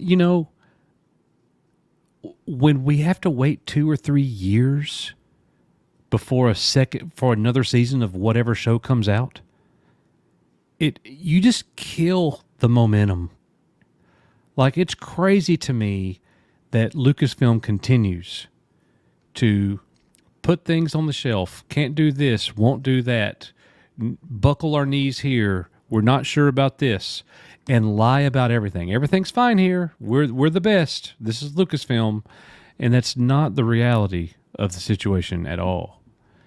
Well, and by the time it comes out, it'll have been just a little over 3 years since Mando season 3, or about 3 years since Mando season 3, and we're getting a Mandalorian and Grogu movie that few people are going to care about, and kids are going to be like, "Who the hell is Grogu? I don't know who Grogu is." Well, and that's those kids have already grown up; they're teenagers now, and they don't care. But that's where I think some of the beauty comes in, right? If they don't super tie it into past knowledge required, and they get parents to bring their kids out who are of the right age to experience Grogu for the first time. Now all of a sudden they're trying to hook a whole new group of the right aged kids on Grogu all over again, who may be seeing him for the first time on the big screen. Right. Yeah. I don't think it bodes well for me wanting to be rid of Grogu, but I'm just saying there is a strategy there that could work. Well, the more time passes on, the fewer people that are going to consider going to watch Star Wars in the movie theater is special. We're a shrinking demographic. Younger generations do not think that. Going to see Star Wars in a movie theater is not special to them. It's special to us. Mm-hmm. But not this Star Wars. Movie sure isn't going to make $1 billion, right? I don't care. I don't care if they advertise it as Luke Skywalker movie, right? It ain't gonna make $1 billion at this point. Yeah. I'm gonna wait for the Bo-Katan movie on Skinamax. Oh man. Well, so one thing that you talked about earlier, it's interesting. We got this IMAX Corporation released all kinds of notes, forward-looking statements, and here's a graphic that we get for 2026. You see little Avatar, Super Mario Brothers 2, Mandalorian and Grogu, little Avengers up there, Toy Story 5, The Batman Part 2, Shrek 5. What do you not see? No Ray. Anything involving Ray. No Ray. And this is going all the way till when? This is 2028? 2026. Oh, well, that's not supposed to come out till 2027, right? So what we're saying is there's no way that it can come out in 2026. Oh yeah. No way. No way. And I think the reason why some folks kept clinging to the fact that it might is because originally there was 2 movies in 2026, and then the next movie was either 2028 or 2029. It wasn't 2027. I don't believe, right? And so I think what this is just illustrating is anybody who really thought there was going to be 2 movies in 2026, that ain't going to happen, right? And one of them, the movie we are getting, clearly is Mando and Grogu. Whether or not we ever get a Rey movie, I think still remains to be seen. But at least at this moment, it's not, I believe IMAX, this is their investor report, right? And you can scroll back if you want to see what's coming in 2024 and 2025. You can scroll back a slide or two, and there's nothing Star Wars. Nothing Star Wars, but buku other things, Right. Romulus and some of the stuff that we've talked about. But they clearly went and said, you guys give me everything, studios, so we can talk you up in our investor presentation. And so Disney, Lucasfilm gave them Mando and Grogu. Right. Risman, go ahead and hit that super chat from Zombie Box Reviews. Oh yeah, someone was. I saw you said hi to them, Nick. But Zombie Box was here earlier and said was just saying hi to you, saying how much fun you are to have on the HCast. Hell, Zombie Box. I kind of don't see it. It's kind of like people that think The Acolyte was good, but okay. Same. Oh, Omega Supreme with cheese. Disagree. KK has a serious nut allergy. Haven't seen a decent portrayal of anyone that has a pair of nuts in her reign at Disney. I mean, you could argue Din Djarin in the first 2 seasons of Mando, and even in the 2 episodes that he was in Book of Boba Fett when he cut the dude in half. I mean, he was a badass. And then they kind of dialed him back in season 3. But compare men to women. Oh, well, all the women are badass. Going all the way down to Sasha Banks' Mandalorian character that we'll never see again. No. Some of y'all don't even remember. She's the one that whooped Boba Fett's ass in the cantina. It was a stalemate. Yeah. Well, and not to belabor the point while I belabor the point, right? But what diminished the Mando's badassery was him leaning into and sort of overcompensating as the father figure. Yeah, with Grogu. Yeah. So you can blame it on Grogu again, right? Because remember we joked in Mando 3 that it was Bo-Katan that was wearing the pants in that family, right? She was carting him around in the minivan and all that stuff, right? But she was clearly the one that was going after it all or whatever. He was like, well, Grogu this, that, and the other kind of a thing. It was just sad. Yeah. Very true. And thank you for sending that in, Omega Supreme with cheese. And then CWSB, can y'all make a PG edit of Deadpool for the Patreon members' families? Trying to get caught up on conversation, watching on 2x speed. Love you all. I think that would be a great deal of work. The problem is not cutting the visuals. The problem is cutting what is said in the movie. And so for us to edit that, we would actually have to watch the entire movie to cut it. Yeah, and that would take, and the movie's like what, almost 2 hours long or 2 hours long, and just double that, easy double that. Yeah, if we not might as well be triple it. watching The Godfather and a half. Yeah, that would take a very long time. Yeah. Now they did release. What was it? It was a PG-13 version of Deadpool right? 2, right? The Fred that's Savage right. It one. was Deadpool 2. It wasn't the first one. Yeah. Just watch Deadpool on mute and get ready to fast forward after he and his girlfriend meet. Yeah. because they have sex for about 3 straight minutes. Yeah, and all kinds of stuff. Well, and also the problem with the Deadpool character, right, is fourth wall breaking. The things he says is supremely inappropriate and shocking on purpose. And a lot of times it's, as he's engaging with the audience and all that. So before you know it, you've probably cut out almost, a significant amount of dialogue in the no doubt. movie. Now, what he's saying is funny now, but it is not for the kids. There ain't no doubt about that. Oh, but yeah. So, a really funny headline that I loved. Daisy Ridley says Star Wars New Jedi Order might film in 25, still yet to read a script. That right there makes me have such little confidence that this movie's going to happen.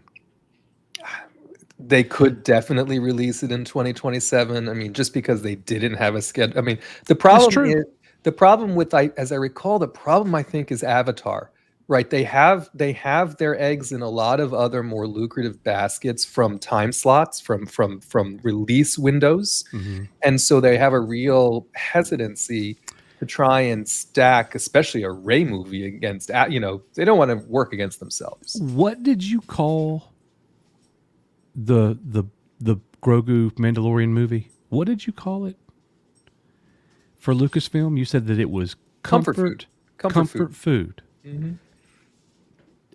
Daisy Ridley's Rey movie is not comfort food. No. Neither is this Dawn of the Jedi, because guess what that's going to make people think about? The Acolyte. Set during the High Republic era. Well, and you're going way, way back in time. Well, it's like the Ancient Republic, right? I mean, it's... Yeah, I think it's like, 1,000 years before? 10,000, 100,000. I mean, it's like some ridiculous amount. It is, but the point is, the Acolyte just went back in time to the oldest part of Star Wars we've ever seen. And now they're going to do it with a movie. The Acolyte didn't go well. They know what the reception for Rey Skywalker movie is going to be. They already know that. Well, yeah. They're not dumb. Yeah. So you're talking about comfort food. It stands to reason that the other two movie projects are not comfort food at all. It would not shock me at all if they're going to roll the dice. They're going to release the Mandalorian and Grogu movie because what it is, and the other two films never happen. And we might not see another Star Wars movie for a very long time. I think we have a better chance of seeing Sean Levy's Star Wars movie than we do this Rey movie. Think about this. They announced the Rey movie and the Dawn of the Jedi movie way before the Mandalorian. Do you guys remember how they released the Mandalorian and Grogu movie? On StarWars.com as a blog. Little blog post. Yeah, and they were talking about Mangold's movie during Indiana Jones. Yes. Celebration. They talked about them all. Yeah, it was all Celebration. So, and we called it then. They're freaking out. They're going to make the movie that they think is the safest based hit that they could do. That's the right move. The Mandalorian and Grogu is actually the right move for them. And to cancel these other projects, I also think is the right move. I don't think, I hate to say this, until we get a complete overhaul at Lucasfilm, until there's a hard reset, we don't need Star Wars on streaming platform or at the cinema. Yeah, I agree. We don't need it at all. No, because it's just going to be more of the same of what we've been getting. I mean, even if they were to do something like on the level of like a Deadpool Wolverine, where like a one-off that all the fans can get behind, it's not going to change anything for Star Wars moving forward. It's the people running it are just terrible stewards of the property. And there's no changing that until they're all gone. I mean, just look at this image right here. Doesn't that get you hyped for a movie? Yeah, I'm so excited. I'm so excited. So I think I do think we'll get Mandel and Grogu. It'll be on the big screen. I think it'll be in 2026. I think we'll get Ahsoka season 2. It's a darling of, it's Dave's darling, right? So as long as he's around, I think we'll get that. I think chances are good we'll get something else animated. It'll be Asajj Ventress focused, or it'll be something that continues on in the timeline that the Bad Batch was operating, even if it's not Bad Batch per se, and that'll keep some interest going. But then I'm with you all. I think they'll take some time before they put another movie out, because remember, by the time we have this movie out, it's 7 years since the last time we had a movie. It's crazy. So there's, I'm not going to say it'll be another 7 years, but it certainly doesn't have to be 2026 and then 2027. So what's funny is what's crazy is that George Lucas owned the studio for over 35 years. It took Disney less than 10 years to make more Star Wars than George Lucas ever made. They've damaged it so badly. Now we don't need any. Like, look where we are. Like, I just can't even put it into words. We've said it a million times. One good movie or one good episode of a show, or even one good series, it's just one good series. That's all it is. You've got to do way more than that. They've got to dig themselves out of a hole so deep, and I don't care what anybody says. The fact that you never retconned the sequel trilogy will always be a dark blot on Star Wars and its fandom. Yeah. You destroyed the legacy, the stories that George Lucas created with those characters. And there's nothing you could do to go back and fix that now. If you do a hard reset, one of those actors is dead, and they all will be eventually, like, it's just crazy. It's just absolutely crazy. Final thoughts on where we are with Star Wars before I ask y'all the final question tonight, which has nothing to do with Star Wars. It's dead, Jim. Dead. It's sad to say that, but it is. So Yeah. I Now, will, George Lucas Star Wars, the OT trilogy, it's never going to be dead. Timeless. I'm always going to love it. I'll always Timeless. watch it. A lot of the video games from the 90s, a lot of the comic books, like the a lot of the EU stuff, that all that stuff is still alive for the fans. Disney Star Wars, this version of Star Wars is what's dead.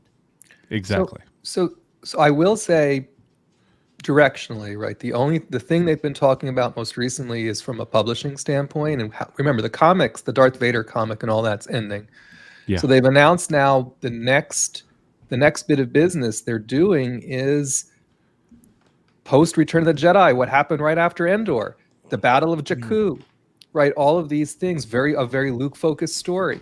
Right. Remember, there's been some rumors about Luke returning to prominence and coming back and doing some things on and off here. Well, they do seem to be delivering on at least part of that in what they're doing from a print perspective, which usually has some trickle over and relationship into what they end up doing in live action.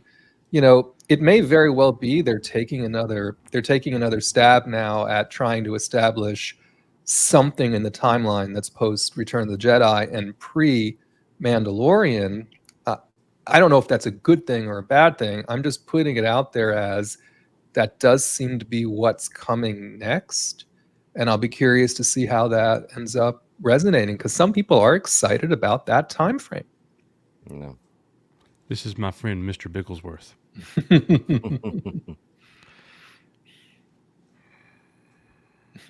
So cute.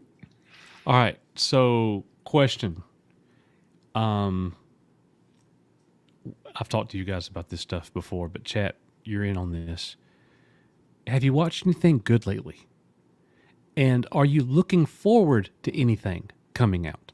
because contrary to what people believe, on in the comment section of our videos, Nick and I don't just hate watch Disney Star Wars. The only thing I've watched in the last 4 or 5 months that I actively did not like at all was The Acolyte. Yeah, same. I wasn't crazy about a show called Severance that Risman got me to watch, but it wasn't a bad show. I was intrigued by it, but it was, I didn't love it. Man, I don't waste my time watching stuff I don't like unless it's Star Wars because we have this channel. Yeah, same. If we didn't have it, I wouldn't be watching it. But Risman got me on Foundation. I binge watched For All Mankind and watched all 4 seasons of that this summer. And I've been very happy. Now, in terms of things I'm looking forward to, Alien Romulus is right around the corner, Nick. Can't wait. Less than a month. Anything else coming that you guys are looking forward to? For me, something that I watched recently that I found to be very enjoyable, Cobra Kai Season 6. First 5 episodes, I thought were great. I'm looking forward to the next 10 episodes. They're breaking it up into 3 parts. It's up on our Patreon right now for all the Patreon members out there. Episodes 1 through 5, I edited them all together into one big, huge, long, basically movie. It is up on Patreon. Go check it out if you are a Patreon member. And I think $5 a month. We've got Beetlejuice 2. We got the new Transformers. A couple of things coming in September. So I mean, me, I'm every weekend I'm out seeing a movie. So the things that I tend to look forward to the most are movies. Of course, I love Cobra Kai, so I watched the first. I guess it's 2 halves, right? It's now and then November. Yeah. But I thought they did a good job with this season. Of course, I'm an original Karate Kid fan, like many folks are. So I enjoyed that a lot. I liked Presumed Innocent. They did a Presumed Innocent with Jake Gyllenhaal. Did you like Apple that? TV Plus. That's number 1 on Apple TV Plus right now. I don't know that they stuck the landing necessarily, but I will say they got to the end and I hadn't figured out who they changed it from the movie, right? So if you think you know the way it's going to go because you watch the movie, they don't go that way. Right. Maybe I'm spoiling it now, but anyway, you wouldn't have expected them to. It would have been the point. So I thought they did a good job with that. Dark Matter was good, right? So I mean, there has been some series that I've enjoyed, but the problem is when they release them all at once, I do binge them, and then I'm kind of like just back to watching YouTube again, which is nothing wrong with that, right? But it's not. There isn't enough ongoing content right now when other shows haven't come back yet to sort of keep me interested. So for me, it's a lot of movie stuff. Yeah. I will tell you guys one thing. August 29th next month on Netflix, Terminator 0. Oh, the anime. The anime. Mm-hmm. It looks really good. That's another one I'm looking forward to checking out. So there's that, Alien Romulus, Deadpool Wolverine, the next part of Cobra Kai Season 6. And other than those 4, I really can't think of a whole lot else. Megalopolis, the weird Francis Ford Coppola, it's Coppola, right? His movie is getting a release also in September. So there's several movies in September. If Venom's your thing, there's another Venom coming in October. So we have. Oh yeah, that's right. Another Venom. Yeah, that's right. Few things. We have a few things that are coming, just as the year goes. As the year goes on, maybe we're having a slight resurgence in the theater. I mean, we've had some good things lately. Yeah, we got 2 episodes left of House of the Dragon. So hope I stay awake. I hope I stay awake in the last 2 episodes. God, there was so much just dialogue and deposition going on, which I can understand the setup and that sort of thing, but yeah, the action, the tenseness is definitely missing from the last 2 episodes for sure. I agree. They were still fine episodes, way better than The Acolyte.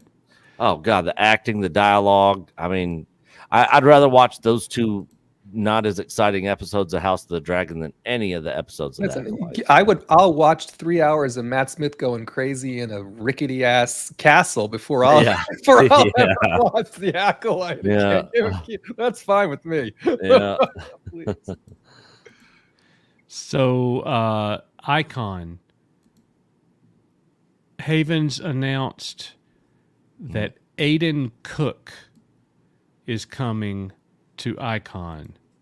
He just made that announcement a few moments ago. Y'all probably don't know who Aiden Cook is. I didn't either.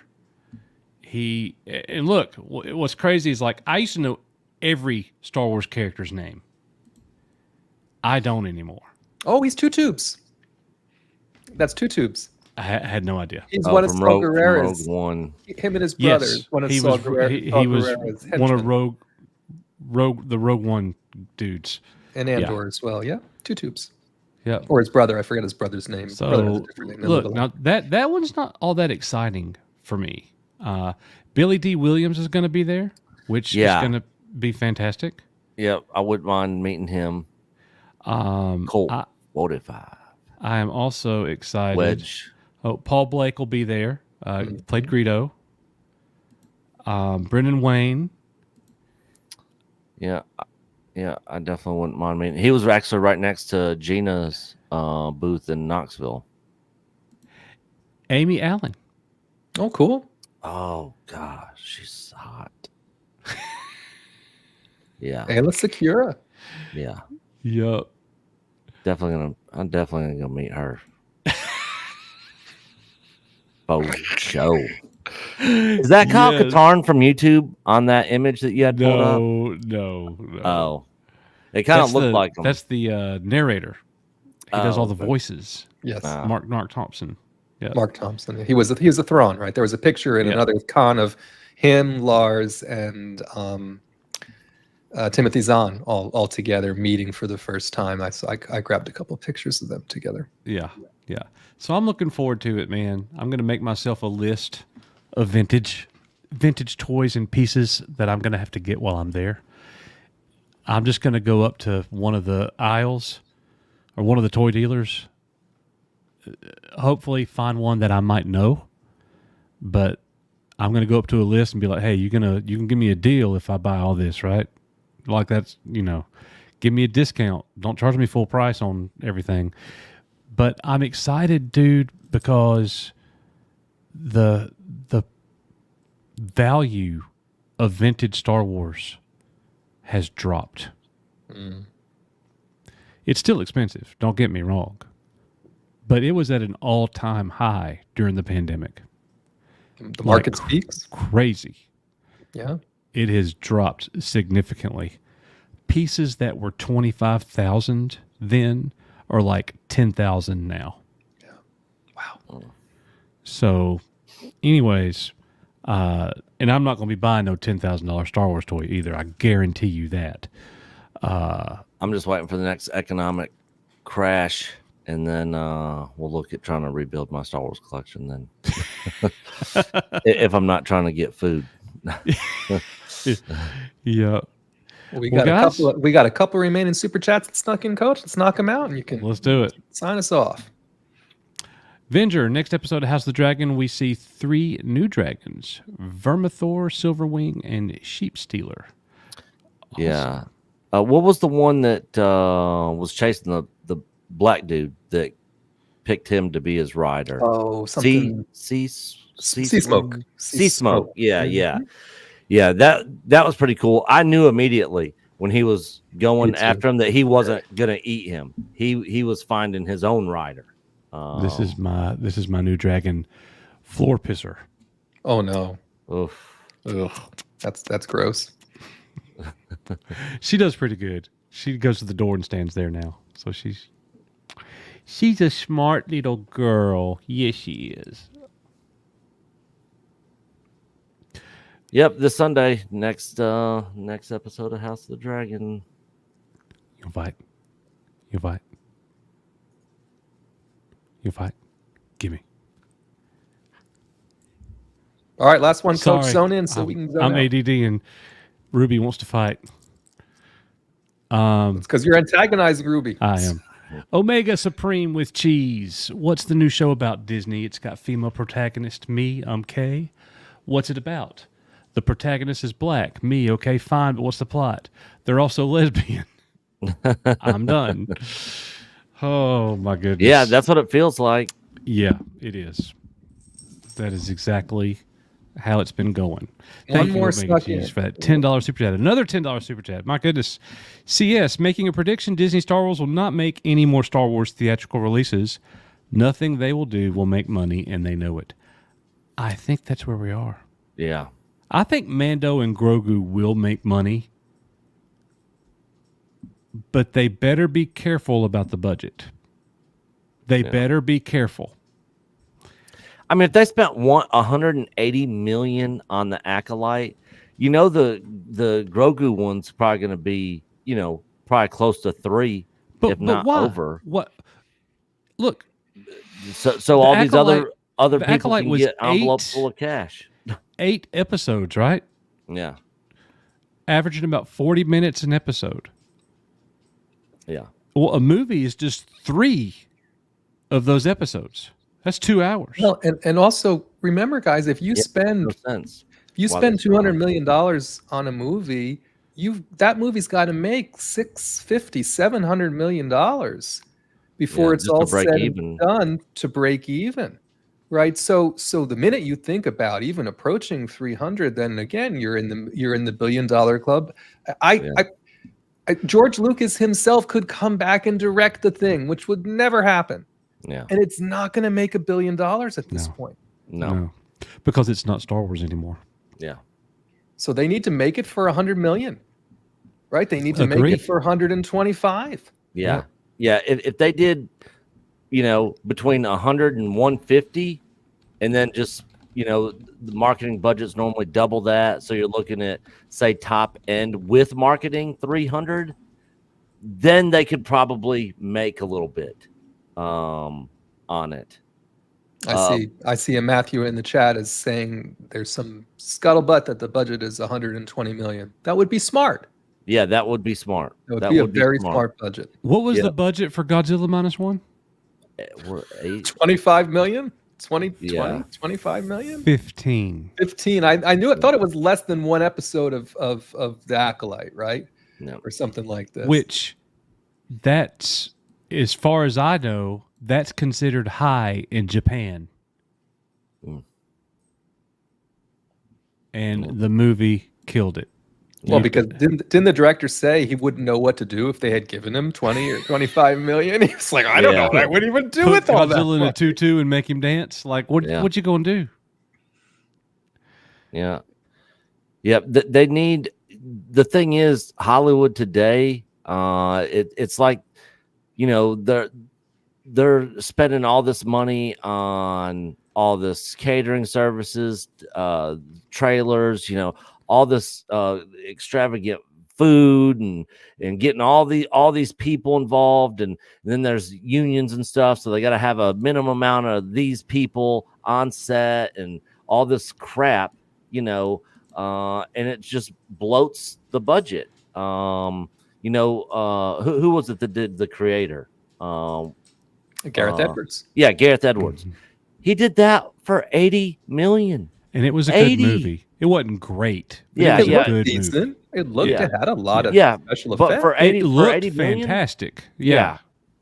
So, I mean, they can do it, but they just got to be smart about things. You know, I mean, Acolyte. If you ever want to see what $180 million worth of turd looks like, that's it. yeah. One big pile of crap. Yeah. Hey, our friend, What's up, knee pain? Good to see you, brother. What's going on? Said left 2 hours ago for dinner, came back, and we're still going. Well, we're winding down, bro. And we had We're winding down. one more super chat snuck in as well, Coach. Hit him. Let's go. All right, we got Sutton Creek. He says, where can Disney go after the rise of Palpatine? To hell. Yeah, to the trash heap. To the retcon. Yeah. That's about it. Yeah, really, that's the only way they're gonna get fans back in their good graces is if they do a lot of firings, get new people in there that aren't trying to push an agenda or a message, and basically retcon the whole thing and say, you know what, guys, we really screwed this, and you know what, we're gonna fix it and we're gonna make it right, which is never gonna happen. Never, ever, ever is it going to happen. They will never admit their mistakes. They will never. No, they never take an L. Yeah, in their minds, they are putting out the best stuff that they can put out there, and the fans that aren't like it are just toxic, you know. And it's our fault. It's our fault.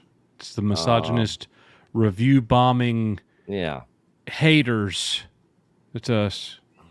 Hate watchers. Well, and it's again, it's some of it just gets beyond laughable, right? Because I've heard people say things like, "Well, it wasn't good," but I mean, really, 17%, it wasn't that. I'm like, you're missing the point. It wasn't good. It wasn't good.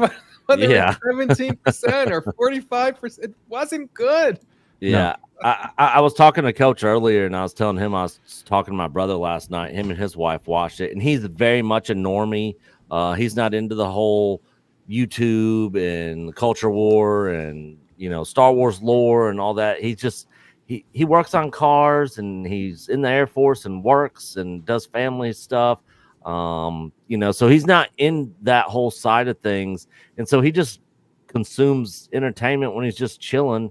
And he was like, I watched it. I thought it was all right. You know, I'll never watch it again. But no, it has no rewatchability. Yeah. Unless you're getting a semi from the ship, it has no rewatchability for regular people. Even the fight scenes are not rewatchable, because if they had any shock value at all, that's past now. So what's even the point of the choreography? Like the Duel of the Fates, you can watch that a gazillion times. Yeah, every day. Right? The Battle of Geonosis, you can keep watching it, right? Just because of all the other things those scenes had going for them. Mm-hmm. This is like, all right, yeah, how many times all right, you used wire work. I got it after the first episode. You don't have to keep doing it. Yep. Right? You don't have to show me the Matrix. You don't have to show me Crouching Tiger, Hidden Jedi. You don't. They about did when he was flying backwards. Yeah. That was straight Crouching Tiger, Hidden Dragon. Newsflash: I watched all those other movies, and they did it a hell of a lot better than you did. So just don't show it to me again. Yeah, I agree. Yes, sir. And we don't need all the callbacks in Disney Star Wars, like this is where the fun begins, or what's some of the other lines they use in there? I've got a bad feeling about this. Yeah, I've got a bad feeling about this. Like it's my favorite. Must have hit her pretty close to the mark, kid. My favorite. When I knew they were punking us, right? There was a couple times I thought they were. I thought for sure they were punking us. When I knew they were was when when he didn't want to eat the food that Kalnaka was cooking, and Carrie Ann Moss goes, "It's unwise to insult a Wookiee's cooking." I'm like, okay, now I know y'all are punking me, right? When you thought that was a witty piece of writing that I was going to be like, oh, yeah, I get it. Like the chess. Yeah, it was so cringe to watch. Good one. Good one. Great. So cringe to watch. Yep. You know, and these are fully developed adults that are developing this. With fully developed brains. That's debatable, Nick. You know, true. Chat. Seriously, for our own mental well-being, type in chat right now what you're going to be watching tonight after the show, after the stream. What are you watching? I'm going to be playing God of War Ragnarok. I'm going to be playing Oh, I've been playing a game lately. Did you know that? Yeah, GTA 5. Yeah, I started going through Grand Theft Auto 5. Never beat it, so now I am. But yeah, I'm watching Foundation. Let's see. Deadpool, The Expanse. You bunch of grouchy old guys. It's her show, not yours. Well, I think they mean us. Let the Wookiee cook.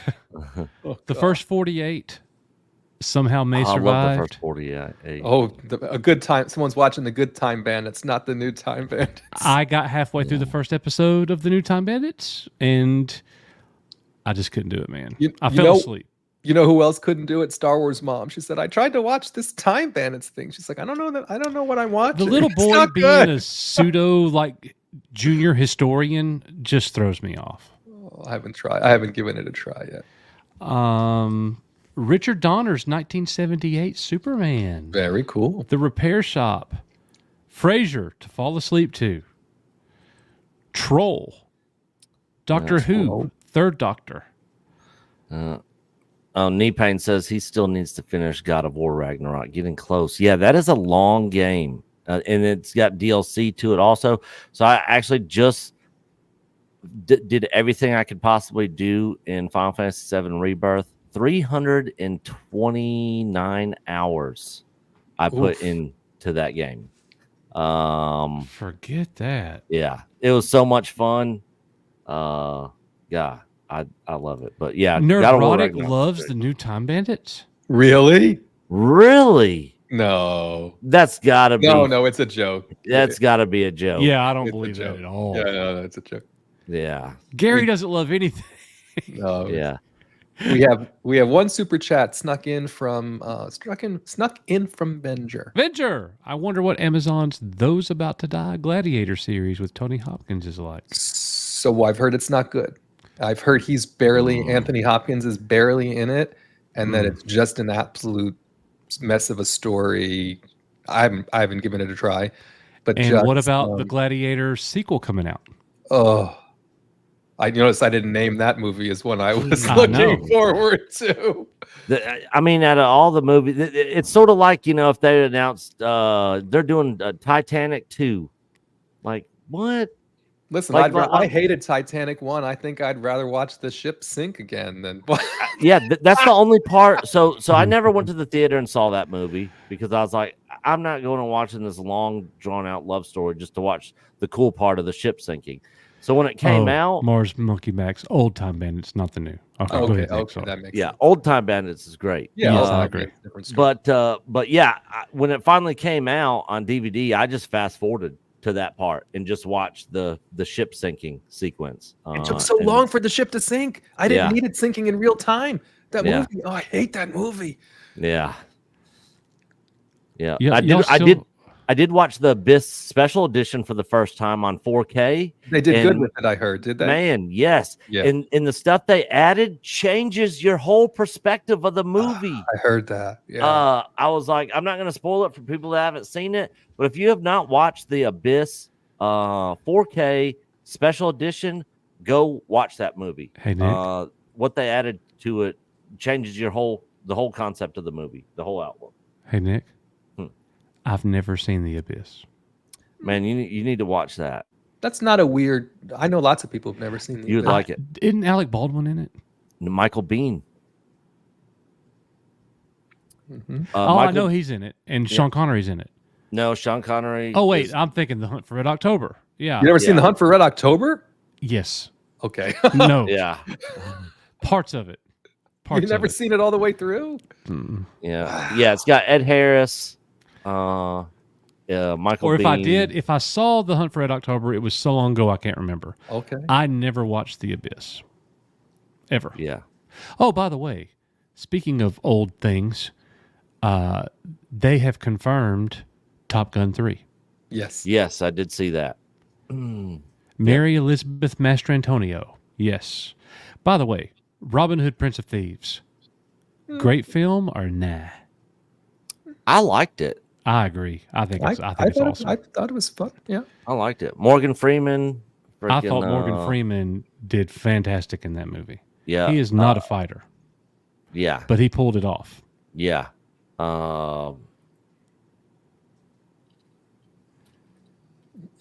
speaking of Morgan Freeman, but not really.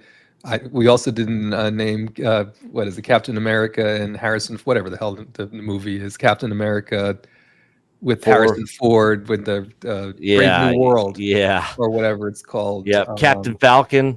Yeah, and Harrison. Nick's really excited Harrison about that. Red, we talk about it every day. Harrison Red Hulk. Alan Rickman. That's who I was thinking of for Robin Hood, Prince of Thieves. I could have told you his name. Yeah, Alan Rickman and Christian Slater, who also did well in that movie. Yeah, I like that movie. Mm-hmm. So he dropped the F-bomb in that movie. Yeah. Do you remember that, Risman? He says it so fast and so funny that it's hard to pick up on. But he says, F me, he cleared it. Yeah, after it shoots him in the catapult over the wall. Yes. Yeah, good scene there. I saw that in the theater. And everybody. And Coach, that was back when hearing the F word was an uncommon occurrence. Yeah, that's back when the ticket was $4.75, probably. Right. You know. Yep, you went to a fancy theater. 1991. Yeah. All right, everybody. Well, look, great show. We've been going 2.5 hours, and it's time for me to go in there and watch Foundation. But I'll be thinking about you guys. Great show. Big thanks to Nick for pumping out some good videos over the last few days. Lots of videos. I watched them all. There was a lot of them. Yeah. Yep. And then EBN cast tomorrow afternoon, 2:00. You gonna make tomorrow's show, Coach? I got all kinds of things going, but it's possible. I know last one before you go back to work. Well, I'm going back. I'm going to JW Steakhouse, probably for lunch. I'm going to play Fairview Disc Golf Course with my nephew, and at 9:00 tomorrow night, I've got the girls have a band color guard busy day tomorrow thing. So pretty much no. Probably not. Right. But I'm not saying if I'm home and none of those things are going on, then yeah, I'll be there. Right. But I just don't know yet. All right. Well, me and Ruby are going to watch Foundation. She's ready. And Coach Luke Capadonna asked about pop-ins, right? We'll arrange a pop-ins now that we're not doing we're not doing the Acolyte anymore. We'll arrange once a month pop-ins or something like we used to do. Oh yeah. Yeah, we'll have one sometime soon. Sure will. Yeah, there's just not a whole lot to do pop-ins on right now. Maybe next week to maybe talk Deadpool Wolverine. That'll give people enough time to go see it. That's a good idea. I'm gonna be going and seeing it tomorrow morning at 10 a.m. Wow. So you guys will actually get my. So as soon as I was actually skipped my nap time today, just so that as soon as I got off work, I would actually be tired and actually go to sleep so I could get up and go see it tomorrow. And then when I get back, I'll give my non-spoiler review of it on EBN Cast. Yeah.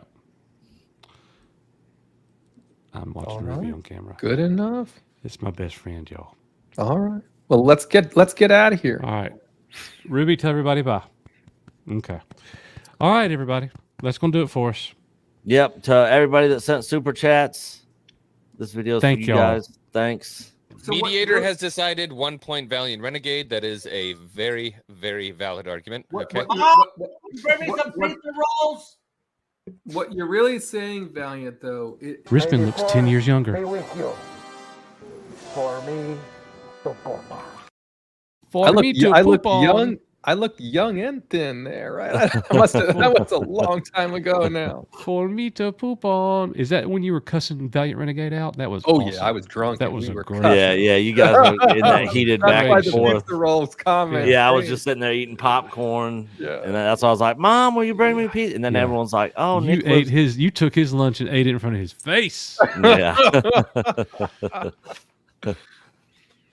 All right, everybody. That's going to do it for us. Thank y'all for being here. We love you very much. Thank you for your support. Still got over 220 20 people here. So we'll go ahead and hit the exit. More videos, more live streams, all the things that we do. And thank you guys so much. We are You Are Echo Base Network. May the force, the thread, and everything else be with you. See you in the next one. Bye, guys. Go buy a t-shirt. Go buy a t-shirt. Merch store. Yeah. It's a merch store. Mario. Coach and Nick from Echo Base Network, thank you so much for being here with us tonight at Echo Base TV, where community happens.